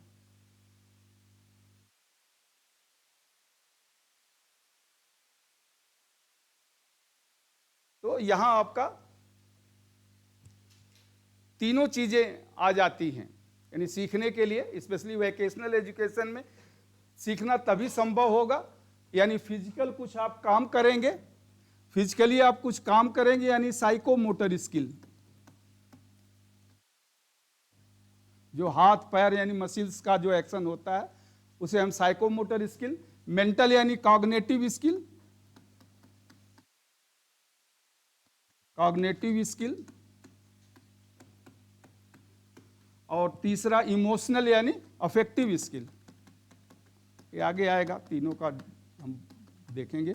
यानी सीखने के लिए ये तीनों रूप से, ये आपका है शारीरिक, मानसिक और ये भावनात्मक, इमोशंस एंड फीलिंग आपका कनेक्टेड है, यानी जो आपका इमोशंस एंड फीलिंग है वो, तो सीखने के लिए तीनों जरूरी है। और उन तीनों की तीन स्किल है। साइकोमोटर यानी कार्य की दक्षता, इसे हम कहते हैं, आगे आएगा कार्य की दक्षता, यह शायद मैंने बताया भी होगा आपको। कार्य की दक्षता, ज्ञान की दक्षता, ज्ञान की दक्षता, और तीसरा व्यवहार की दक्षता या एटीट्यूड, व्यवहार की दक्षता। तो व्यावसायिक परीक्षण में इसीलिए आपको नॉलेज, एटीट्यूड एंड स्किल, कास तीनों चाहिए, knowledge, attitude and skill. Knowledge यानी ज्ञान की दक्षता, एटीट्यूड यानी व्यवहार की दक्षता, स्किल यानी कार्य की दक्षता। तो जब ये तीनों एक साथ होंगे तो आप सीख सकेंगे। और इसमें से अगर कहीं भी आप फिजिकली रेडी हैं बट मेंटली, यानी आप काम तो करना चाहते हैं लेकिन कार्य करने का क्रम आपको पता नहीं है, तो भी आप उसको नहीं सीख पाएंगे। कार्य का क्रम पता है लेकिन आप करना नहीं चाहते हैं, तब भी नहीं सीख पाएंगे। दोनों आपको आता है, कार्य का क्रम भी आता है और उसे आप कर सकते हैं, लेकिन आपकी इच्छा नहीं हो रही है, छोड़ो यार क्या करना, तब भी आप नहीं सीख पाएंगे। तो इसलिए प्रॉपर कोऑर्डिनेशन, आप मैंने बताया था आपको पिछले चैप्टर में हम डिस्कस कर रहे थे कि proper coordination of mind, muscles and manner, mind, muscle and manner, मस्तिष्क भी होना चाहिए, मांसपेशियां और आपका व्यवहार। चलिए मिटा दें इसको, हम कहाँ पे थे, प्रैक्टिस, सॉरी पार्टिसिपेशन के बाद conformation.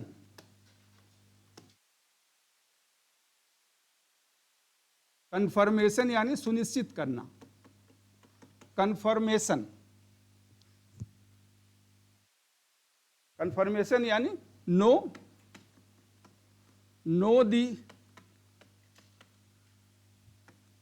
The accurate status of learning.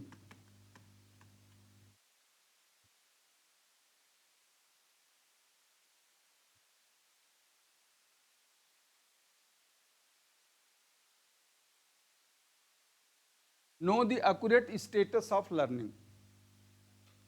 Know the accurate status of learning, यानी सीखने की उचित अवस्था का पता लगाना कि क्या मैंने सीख लिया या नहीं सीख लिया। Know the accurate status, S T, ये बीज का हट गया, एस टी ए, हाँ, know the accurate status of learning, सीखने की उचित अवस्था का पता लगाना कि कितना मुझे सीखना था, वहां तक मैंने सीख लिया या नहीं सीख लिया। तो ये भी एक फैक्टर्स होता है कि जो कुछ भी आप सीखें तो देखें उसका आप उपयोग करें, कहीं उसका कहीं आप एप्लीकेशन करें, मतलब उसको उपयोग करें। ऐसा नहीं कि थियरी में सीख लिया तो आप सीख गए, नहीं, जब तक आप कहीं उसको प्रैक्टिस नहीं करेंगे, या पीओटी में भी जब तक आपने लेसन प्लान, डिमॉन्स्ट्रेशन प्लान बना लिया, लेकिन जब तक आप क्लास में पढ़ाएंगे नहीं, तब तक आपको पता नहीं चलेगा कि हाँ मैं वास्तव में पढ़ाना सीख गया या नहीं सीख गया। तो वही होता है confirmation and organisation.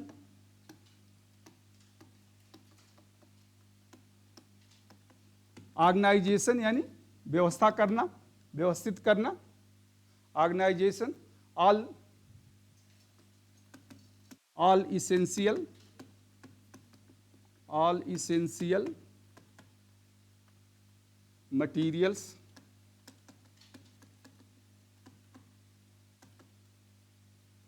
needed for learning.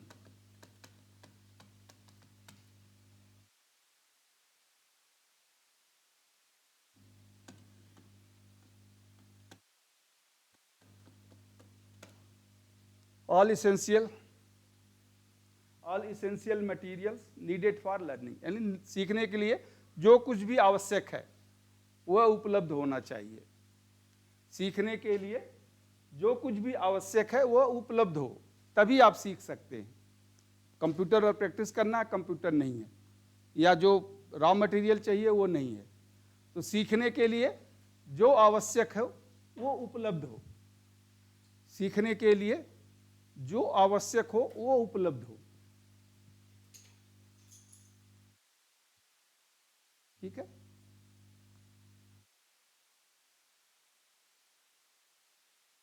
और लास्ट है लर्नर, खुद सीखने वाला। लर्नर यानी ये साइकोलॉजिकल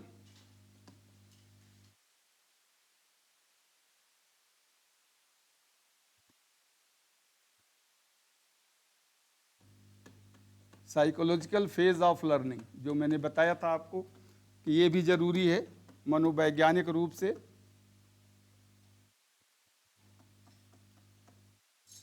सीखने वाला मनोवैज्ञानिक रूप से तैयार हो सीखने के लिए, तभी वो सीख सकता है। ये भी फैक्टर है, यानी कॉपीइंग करेक्टली, जो कुछ भी बताया जाए उसे वो correct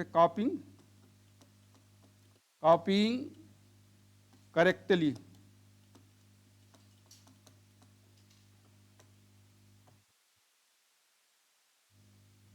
learner, psychological phases of learning, यानी मनोवैज्ञानिक जो उसकी अवस्था है सीखने की जो मनोवैज्ञानिक अवस्था, यानी वो सीखने के लिए तैयार हो, तत्पर हो, तभी वो सीख सकता है। और जो कुछ भी बताया जाए उसे उचित तरह से कॉपी करे, नकल करे। हाँ जी, फिर से बोलूं इसको? हाँ, सीखने के लिए सीखने की मनोवैज्ञानिक अवस्था या तैयारी, सीखने की मनोवैज्ञानिक अवस्था या तैयारी, वो जो साइकोलॉजिकल फैक्टर्स 20-22 हैं वो सब इसमें आ जाते हैं। सीखने की मनोवैज्ञानिक अवस्था या तैयारी, यानी सीखने को वो तैयार हो। सीखने का तैयार का मतलब ये हुआ जो कुछ भी बताए कॉपीइंग करेक्टली, उचित प्रकार उसको कॉपी करे या उचित प्रकार नकल करे, जो बताया जाए, जो दिखाया जाए, उचित प्रकार से। सीखने की मनोवैज्ञानिक अवस्था, सीखने की मनोवैज्ञानिक अवस्था या तैयारी, यानी वो तैयार हो। तो ये भी ये फैक्टर्स है लर्नर का, जो उसके ऊपर डिपेंड करता है, लर्नर्स के ऊपर डिपेंड करता है फैक्टर्स। ठीक है, हो गया, मिटा दे। चलिए, अब हमने देखा कि सीखने, चलिए इसके बाद उस पर आता हूं मैं। एलिमेंट्स ऑफ लर्निंग, तत्व क्या है?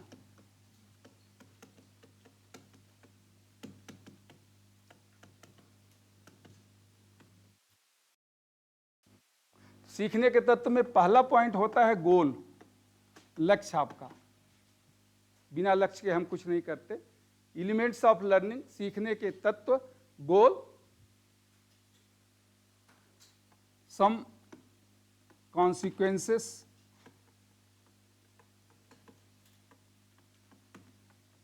some consequences to be achieved.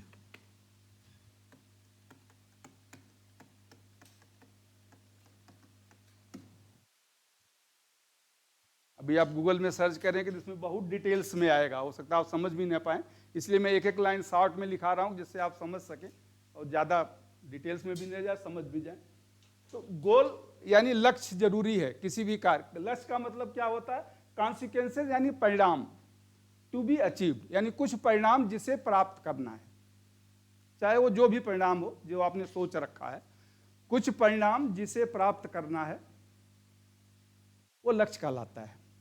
कुछ परिणाम जिसे प्राप्त करना है वह लक्ष्य कहलाता है।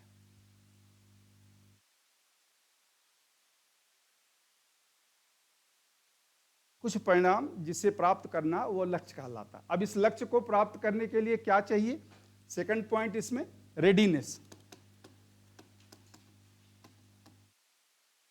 ये जरूरी है। तत्परता आपकी, रेडीनेस यानी आपकी तत्परता। रिस्पांस पैटर्न, हाँ जी कोई डाउट? अच्छा, रिस्पांस पैटर्न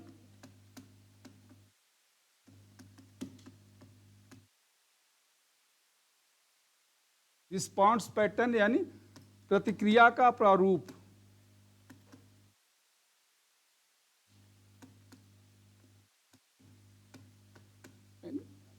प्रतिक्रिया का प्रारूप और एबिलिटी, दो चीज इसके लिए जरूरी है।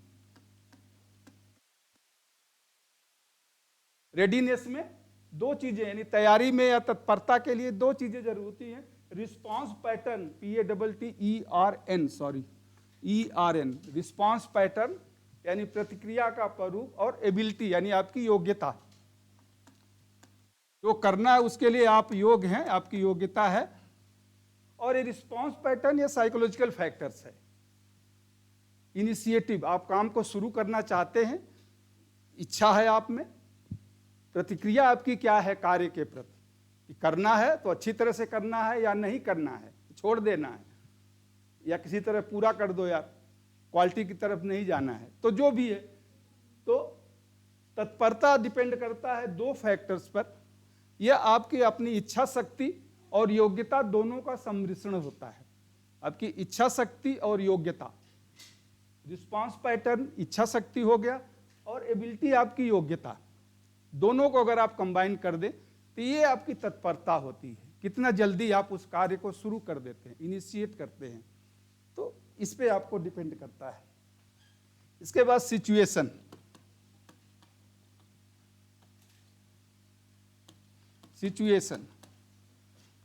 चलिए कुछ सुन भी लिया करिए, जरूरी नहीं कि सब कुछ लिखे, कुछ सुन के भी याद करिए। कुछ रह गया? कुछ क्या रह गया आपको? इच्छा शक्ति और योग्यता, इच्छा शक्ति दोनों का समायोजन, दोनों को एक साथ करना, दोनों का मैं समझ गया, रह गया आपका इच्छा शक्ति और योग्यता, दोनों का समायोजन जरूरी है। तभी आप कहें, तभी आप में तत्परता आती है। जब आप मन से किसी कार्य को करना चाहेंगे तो बारिश भी होती रहेगी तो छाता लेके निकल जाएंगे, नहीं तो थोड़ी सी भी 9 बजे भी धूप हुई और घर वाले ने कह दिया यार ये काम करना है, अरे अभी तो 9 बजे धूप हो गई, अब कहाँ मैं जाऊं धूप में, नहीं जा सकता हूं, अब कल देखेंगे इसको, आज नहीं करना है। तो वो तत्परता डिपेंड करती है कि जो कार्य है उसमें आपकी इच्छा कितनी है।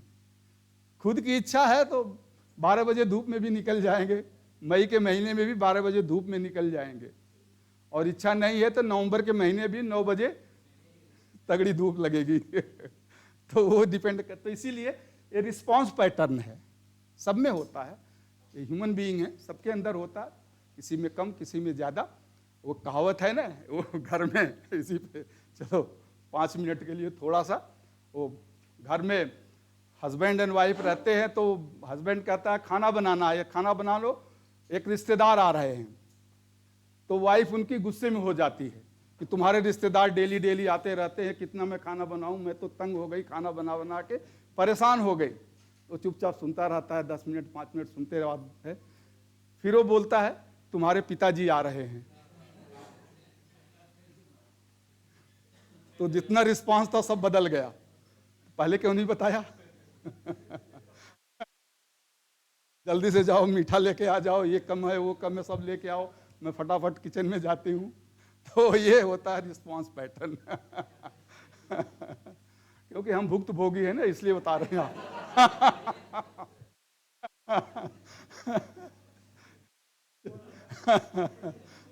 वो सबके साथ है, एक के साथ नहीं है। तो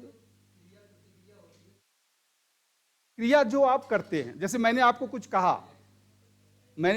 कहा, आपने सुना, तो ये क्रिया हो गई। अब आप कुछ मुझे कहोगे तो वो प्रतिक्रिया हो जाएगी। Action and reaction, for every action there is equal and opposite reaction, Newton ने तो कहा ही था। तो वो साइकोलॉजी में भी है। कभी कभी ऐसा होता है कि प्रतिक्रिया आप अंतर भी करते हैं, मतलब मैंने कहा, आप उसका जवाब नहीं देगी, लेकिन आपका मन कुछ न कुछ प्रतिक्रिया जरूर करेगा।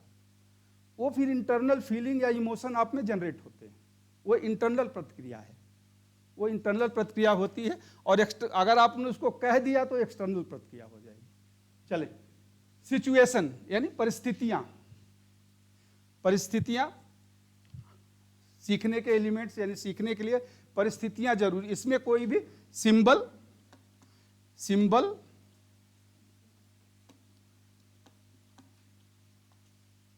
पर्सन और ऑब्जेक्ट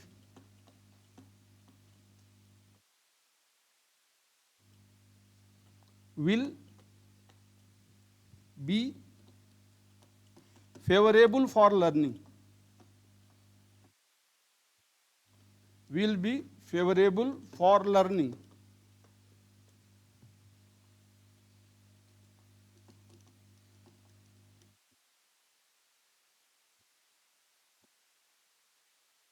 सिंबल, पर्सन और object will be favourable for learning, यानी सीखने की परिस्थिति में, इसको आप लिख लें हिंदी में, सीखने की परिस्थिति में कोई संकेत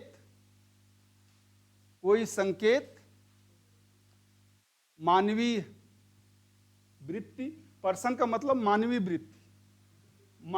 वृत्ति, पर्सन या वस्तु, कोई संकेत मानवीय वृत्त यानी किसी व्यक्ति से संबंधित, व्यक्ति खड़ा नहीं होगा लेकिन व्यक्ति से संबंधित कोई सूचना हो तो इसे मानवीय वृत्त कहते हैं। यहां मैं छोटा में पर्सन लिख दिया इसलिए। सिंबल, पर्सन और ऑब्जेक्ट, तो सीखने की परिस्थिति में कोई संकेत मानवीय वृत्त या वस्तु अत्यधिक उपयोगी होती है। मानवीय वृत्त या वस्तु ऑब्जेक्ट, वस्तु अत्यधिक उपयोगी होती है। ठीक है, तो ये टीचर की जिम्मेदारी है कि जो पढ़ा रहा है तो पढ़ाते समय देखे कि क्या मुझे सिंबल यानी कोई चार्ट या ट्रांसपेरेंसी या मॉडल या कुछ, क्या मैं इस क्लास से संबंधित क्या लाऊं कि जिससे विद्यार्थी इंटरेस्टेड हो और उसका इंटरेस्ट और अटेंशन उस तरफ ज़्यादा से ज़्यादा आकर्षित हो। तो कहने का तात्पर्य यही है। सिचुएशन का मतलब होता है सिंबल, पर्सन और object will be favourable for learning. तो किसी भी सीखने की परिस्थिति में कोई संकेत होगा, कोई मानवीय वृत्त होगी या कोई वस्तु होगी, वो ज़्यादा फेवरेबल होगी। तो किस शिक्षण की प्रक्रिया के लिए क्या ज़्यादा उपयोगी है, ये शिक्षक को पता होता है और उसे वो लाए। जैसे कंप्यूटर का कोई क्लास है तो पावर पॉइंट के द्वारा उसे आप बता सकते हैं, तो ये इसमें होता है।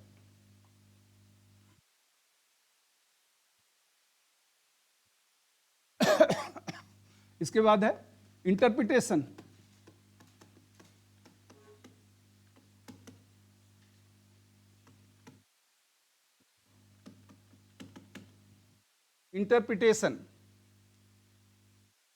स्वयं की अभिव्यक्ति, यानी आपने लर्नर को, शिक्षक ने बता दिया, अब शिक्षक उस पर अभिव्यक्ति यानी अपनी प्रतिक्रिया करेगा।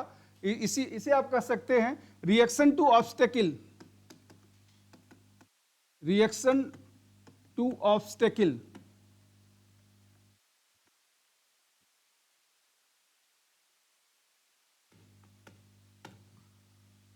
बाधाओं के प्रति प्रतिक्रिया। अब सीखने में कोई बाधा आती है तो उसका समाधान कैसे हो? बाधाओं के प्रति प्रतिक्रिया, बाधाओं के प्रति प्रतिक्रिया। और इसी में दूसरा पॉइंट आप लिख लें, evaluation, evaluation, evaluation of it and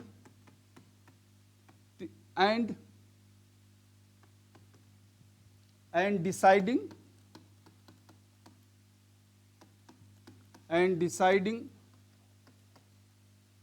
the definite action। Evaluation of it, evaluation of it यानी मतलब उस obstacle, reaction to the obstacle ये तो पहला है कि मैंने कुछ बताया कि भाई ये करना है, शिक्षक ने आपको बताया कि ये करना है, तो आपको लगेगा कि मैं करने में क्या क्या बाधाएं आ सकती हैं। तो बाधाओं के प्रति प्रतिक्रिया, पहले तो आप प्रतिक्रिया करोगे यार ये ऐसे ऐसे यहाँ मुझे नहीं आता है, तो ये मुझे ज्ञान चाहिए। तो पहले तो बाधाओं के प्रति प्रतिक्रिया, दूसरा इवैल्यूएशन यानी उन बाधाओं का मूल्यांकन। अब आप मूल्यांकन करोगे कि करना तो है ही, तो क्या चाहिए, क्या पूछना होगा, क्या सामान चाहिए, क्या क्रम है। तो अब उनका मूल्यांकन, बाधाओं के प्रति प्रतिक्रिया तथा उनका मूल्यांकन और एक निश्चित कार्य की दिशा और एक निश्चित कार्य की दिशा का निर्धारण, एक निश्चित कार्य की दिशा का निर्धारण। बाधाओं के प्रति प्रतिक्रिया, उनका मूल्यांकन तथा एक निश्चित कार्य की दिशा का निर्धारण। तो पहले जो भी बताया जाता है तो परेशानियां तो आएंगी, तो आप रिएक्शन करोगे यार मैं कैसे करूंगा, लेकिन अब तो करना है, तो अब आप उसका मूल्यांकन करेंगे, यानी लर्नर उसका मूल्यांकन करेगा कि क्या चाहिए, क्या क्या जरूरत इसके लिए, कहाँ से मिलेगा, कैसे मिलेगा, मुझे कब करना होगा। तो अब उसका ये कोर्स ऑफ एक्शन। अब आगे इसमें अगला पॉइंट लिख लें, sequence, sequence of activities.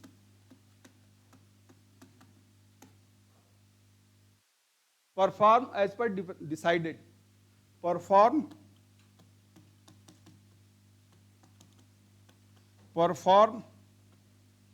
the decided action। ना हेडिंग केवल ये है, sequence of activities, sequence of activities ये हेडिंग है,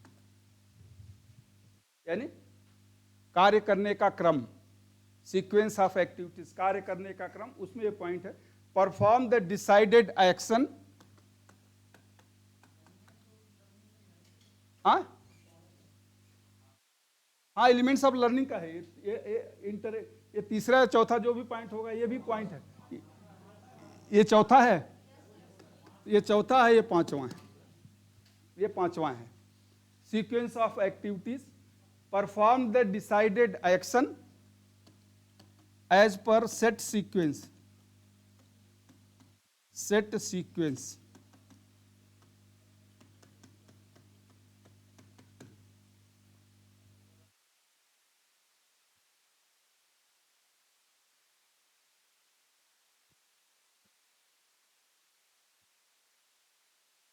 perform sequence of activities, perform the decided action as per set sequence। so एक निश्चित क्रम के अनुसार निर्धारित कार्य को करना। अब यहां तो आपने डिसाइड कर लिया था कैसे करना है, तो जो आपने डिसाइड किया है उसको एक निश्चित क्रम में करना है, निर्धारित कार्य को निश्चित क्रम में करना, निर्धारित कार्य को निश्चित क्रम में करना। ये सब सीक्वेंस में है। गोल है, गोल के बाद रेडीनेस है, रेडीनेस के बाद सरकमस्टांसेस है, उसके बाद इंटरप्रिटेशन, यानी तब आप करते हैं, ये सब एलिमेंट हैं उसके, इंटरप्रिटेशन, और इंटरप्रिटेशन के बाद अब आप काम करते हैं। अब आप काम करेंगे तो नेक्स्ट स्टेप क्या होगा? सीक्वेंस, कॉन्सिक्वेंसेज ऑफ एक्शन,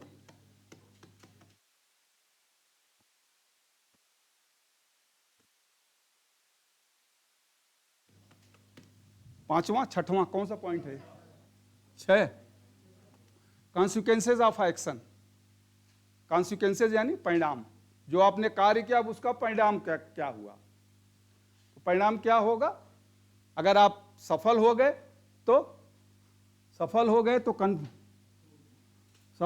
तो कन्फर्मेशन, कन्फॉर्मिटी, हाँ मतलब सुनिश्चित हो गया, conformity and reinforcement.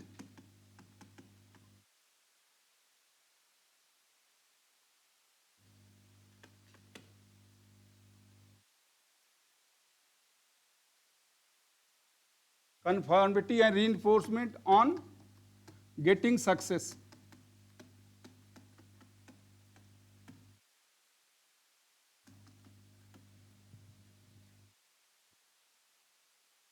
Conformity and reinforcement यानी सुदृढ़ और सुनिश्चित होना। कंफॉर्मिटी यानी सुनिश्चित होना, रीइंफोर्स यानी सुदृढ़ होना, सफलता पर सीखना, सफलता पर सीखना सुदृढ़ और सुनिश्चित होता है।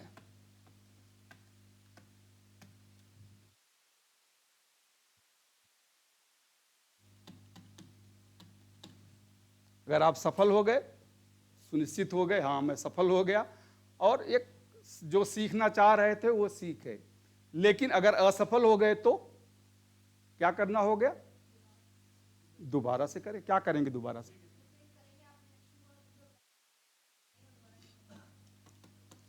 इफ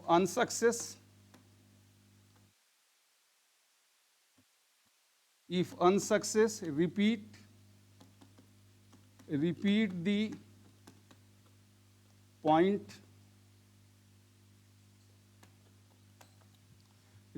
the point, number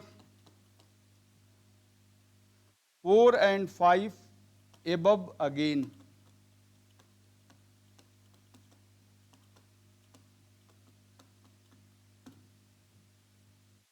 अगर असफल हो गए तो ऊपर का चौथा और पांचवा बिंदु को पुनः करिए।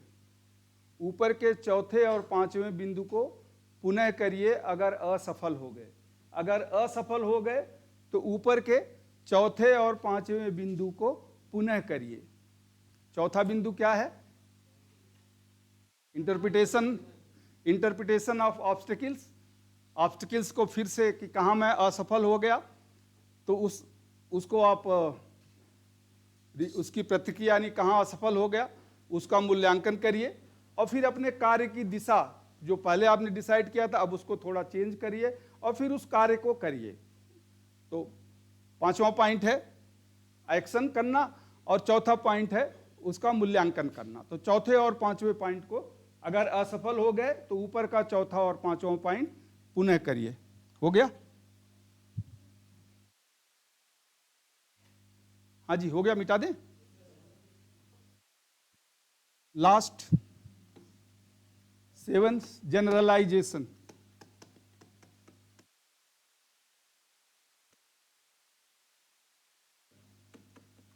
अब आप सीख गए तो क्या होगा? इंटीग्रेशन ऑफ ए इसका हेडिंग है integration of new learning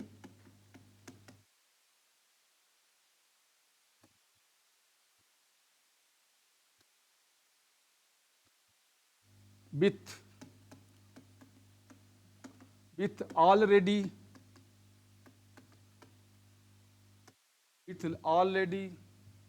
learned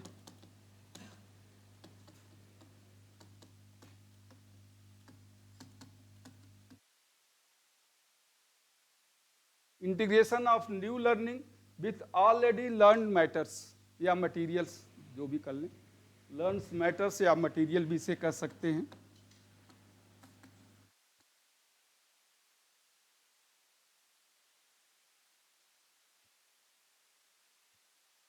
तो नई सीखी गई सूचना का, नई सीखी गई सूचना का, नई सीखी गई सूचना का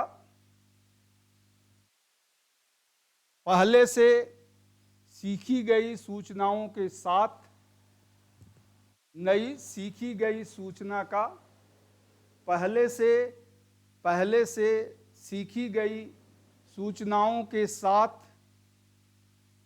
सूचनाओं के साथ समायोजन, सूचनाओं के साथ समायोजन यानी इंटीग्रेशन, उसके साथ वो मिल जाता है, यानी मेमोरी में वो फिर स्टोर हो जाता है, बात के लिए बना रहता है। तो हाँ, इंटीग्रेशन, हाँ, नई सूची गई सूचना का पुराने पहले से सीखी गई सूचना के साथ समायोजन, यानी माइंड में पहले से आपने कुछ सीखा है, अब आपने कुछ सीखा तो उसमें स्टोर हो जाता है, उसी के साथ हो सकता है पहले से, जैसे हम आज ख़त्म करेंगे यहाँ पे, फिर कल वहाँ से आगे शुरू करते हैं, तो आज तक जो आपने सीखा है कल जब हम पढ़ाएंगे तो उसके साथ वो फिर जुड़ता जाता है, एक क्रम में वो फिर बनता जाता है, जो पहले से सूचनाएं रहती हैं उसके साथ अगर आपने अच्छे से सीखा है, अगर पहले अच्छे से सीखा है, आज भी अच्छे से सीखेंगे, कल भी अच्छे से सीखेंगे, तो जब सब एक साथ जुड़ता जाता है इसे कहते हैं एडाप्टिव बिहेवियर, यानी आपने कुछ सीख लिया, अनुकूलन, व्यवहार का अनुकूलन, एडाप्टिव बिहेवियर, व्यवहार का अनुकूलन, व्यवहार का अनुकूलन। और कल भी कुछ नहीं सीखा, आज भी नहीं सीखे, कल भी नहीं सीखेंगे, तो उसे कहते हैं माल एडाप्टिव, MAL, माल एडाप्टिव।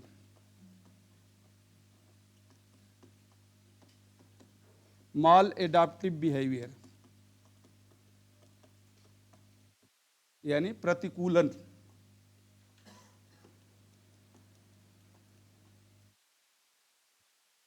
अभी आप पे डिपेंड करता है कि आपका व्यवहार एडाप्टिव है या माल एडाप्टिव है। जो क्रम में आप, क्योंकि एक दिन में सीखना संभव नहीं होता है, adaptive, ADOPTIVE, adaptive behaviour and mall, MAL, mall adaptive behaviour, adaptive behaviour and mall adapt, अनुकूलन व्यवहार और प्रतिकूलन व्यवहार। एक क्रम में आप सीखते जाते हैं तो कड़ियाँ श्रृंखला बनती जाती है, चेन, जिसे हम लर्निंग पैटर्न कहते हैं, सीखने का एक प्रारूप बन जाता है, एक चेन बन जाती है। लेकिन एक दिन भी अगर आप नहीं सीखे या गलत हो गया तो वो चेन टूट जाती है। तो इसे हम कहते हैं adaptive behaviour and mall adaptive behaviour.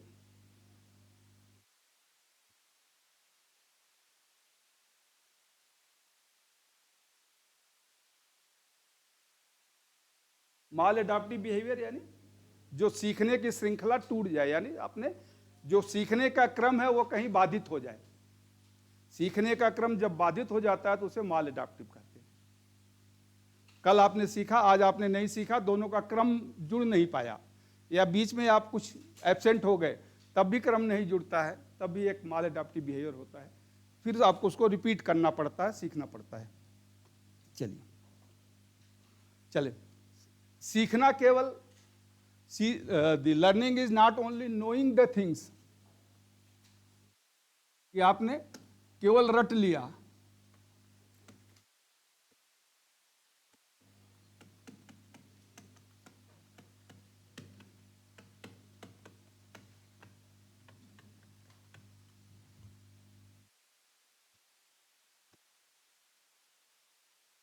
सीखना केवल जान लेना नहीं होता है, बल्कि बट इट शुड इंक्लूड, इसके अंतर्गत क्या क्या आता है, इट शुड इंक्लूड सीखना केवल जान लेना नहीं होता है, यानी सीखना केवल सूचनाओं को जान लेना ही नहीं होता है, बल्कि इसके अंतर्गत आता है, बल्कि इसके अंतर्गत आता है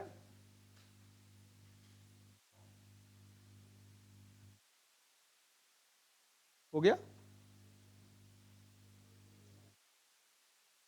सूचनाओं को जान लेना है। सीखना केवल सूचनाओं को जान लेना ही नहीं होता है, बल्कि इसके अंतर्गत निम्न आता है, बल्कि इसके अंतर्गत निम्न आता है, बल्कि इसके अंतर्गत निम्न आता है।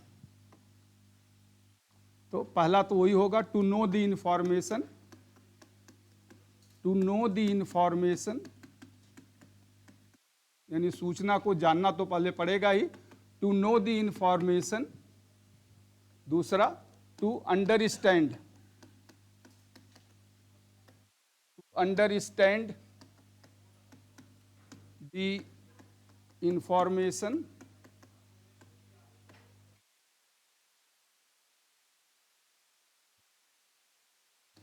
तीसरा, to explain, to explain the information.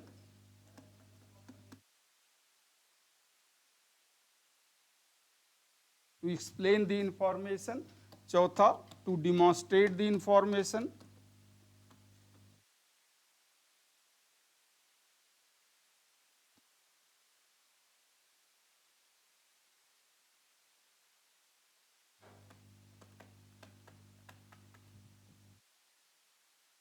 पांचवा, to adopt, to adopt new situation after learning.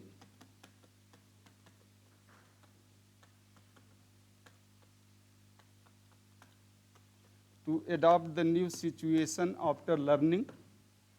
And last one, to accept,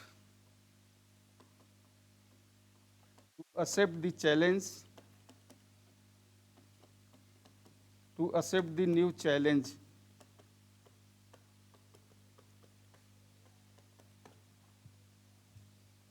तो ये 6 फैक्टर्स हैं, ये अगर आपको आता है तो इसका मतलब आपने सीख लिया है।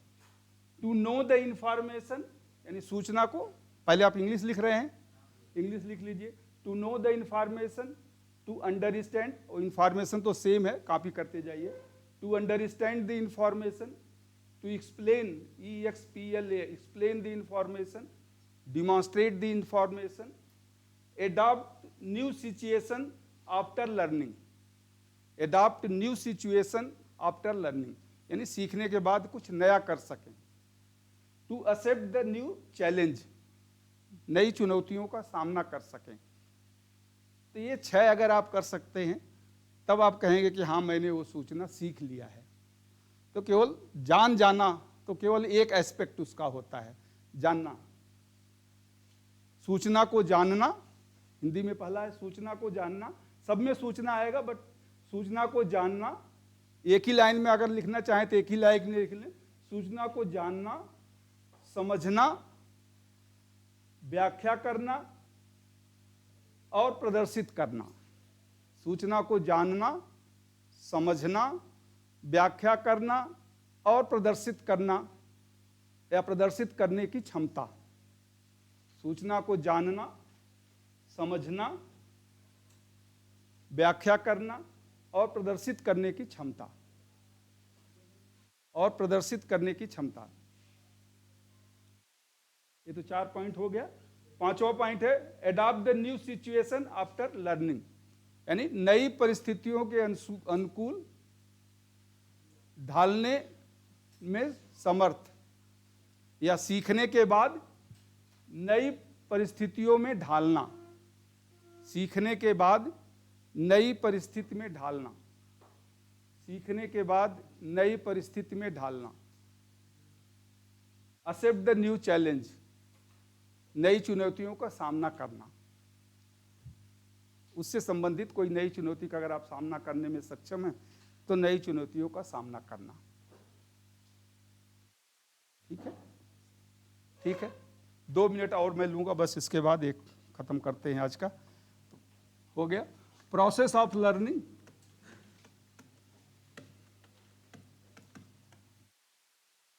हाँ, ये हेडिंग है process of learning. Process of learning दो तरह से होता है, इंसिडेंटल लर्निंग,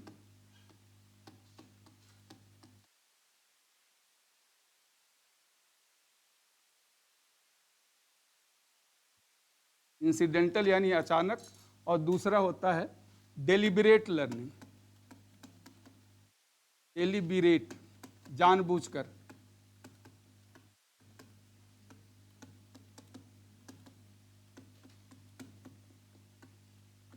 डेलिबरेट लर्निंग 3 तरह का होता है, रोट लर्निंग, रोट, दूसरा होता है मैकेनिकल,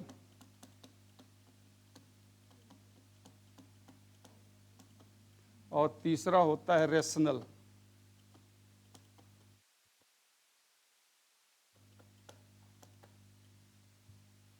ये हम कल डिस्कस करेंगे। एक्सीडेंटल यानी अचानक, अचानक आज कुछ आप सीख लेते हैं तो उसे अचानक सीखना कहते हैं। डेलिब्रेट का मतलब होता है जानबूझकर,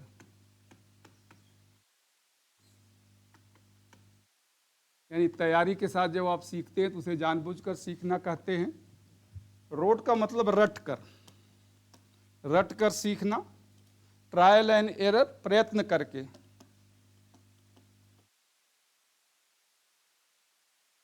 प्रयत्न करके सीखना।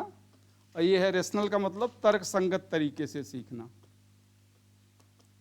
तर्क संगत तरीका।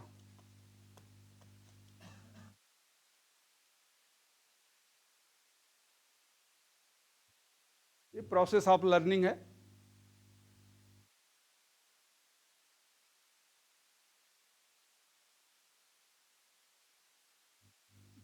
कल मैं इसको डिस्कस करूंगा क्या ये होता है, थोड़ा थोड़ा क्या इसके एडवांटेज डिसएडवांटेज है, थोड़ा आपको जानना चाहिए और ज़्यादा नहीं इतना।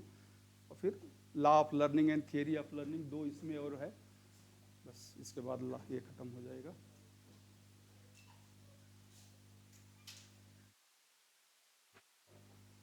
ठीक है, ओके, जाइए आप लोग, ओके प्लीज़।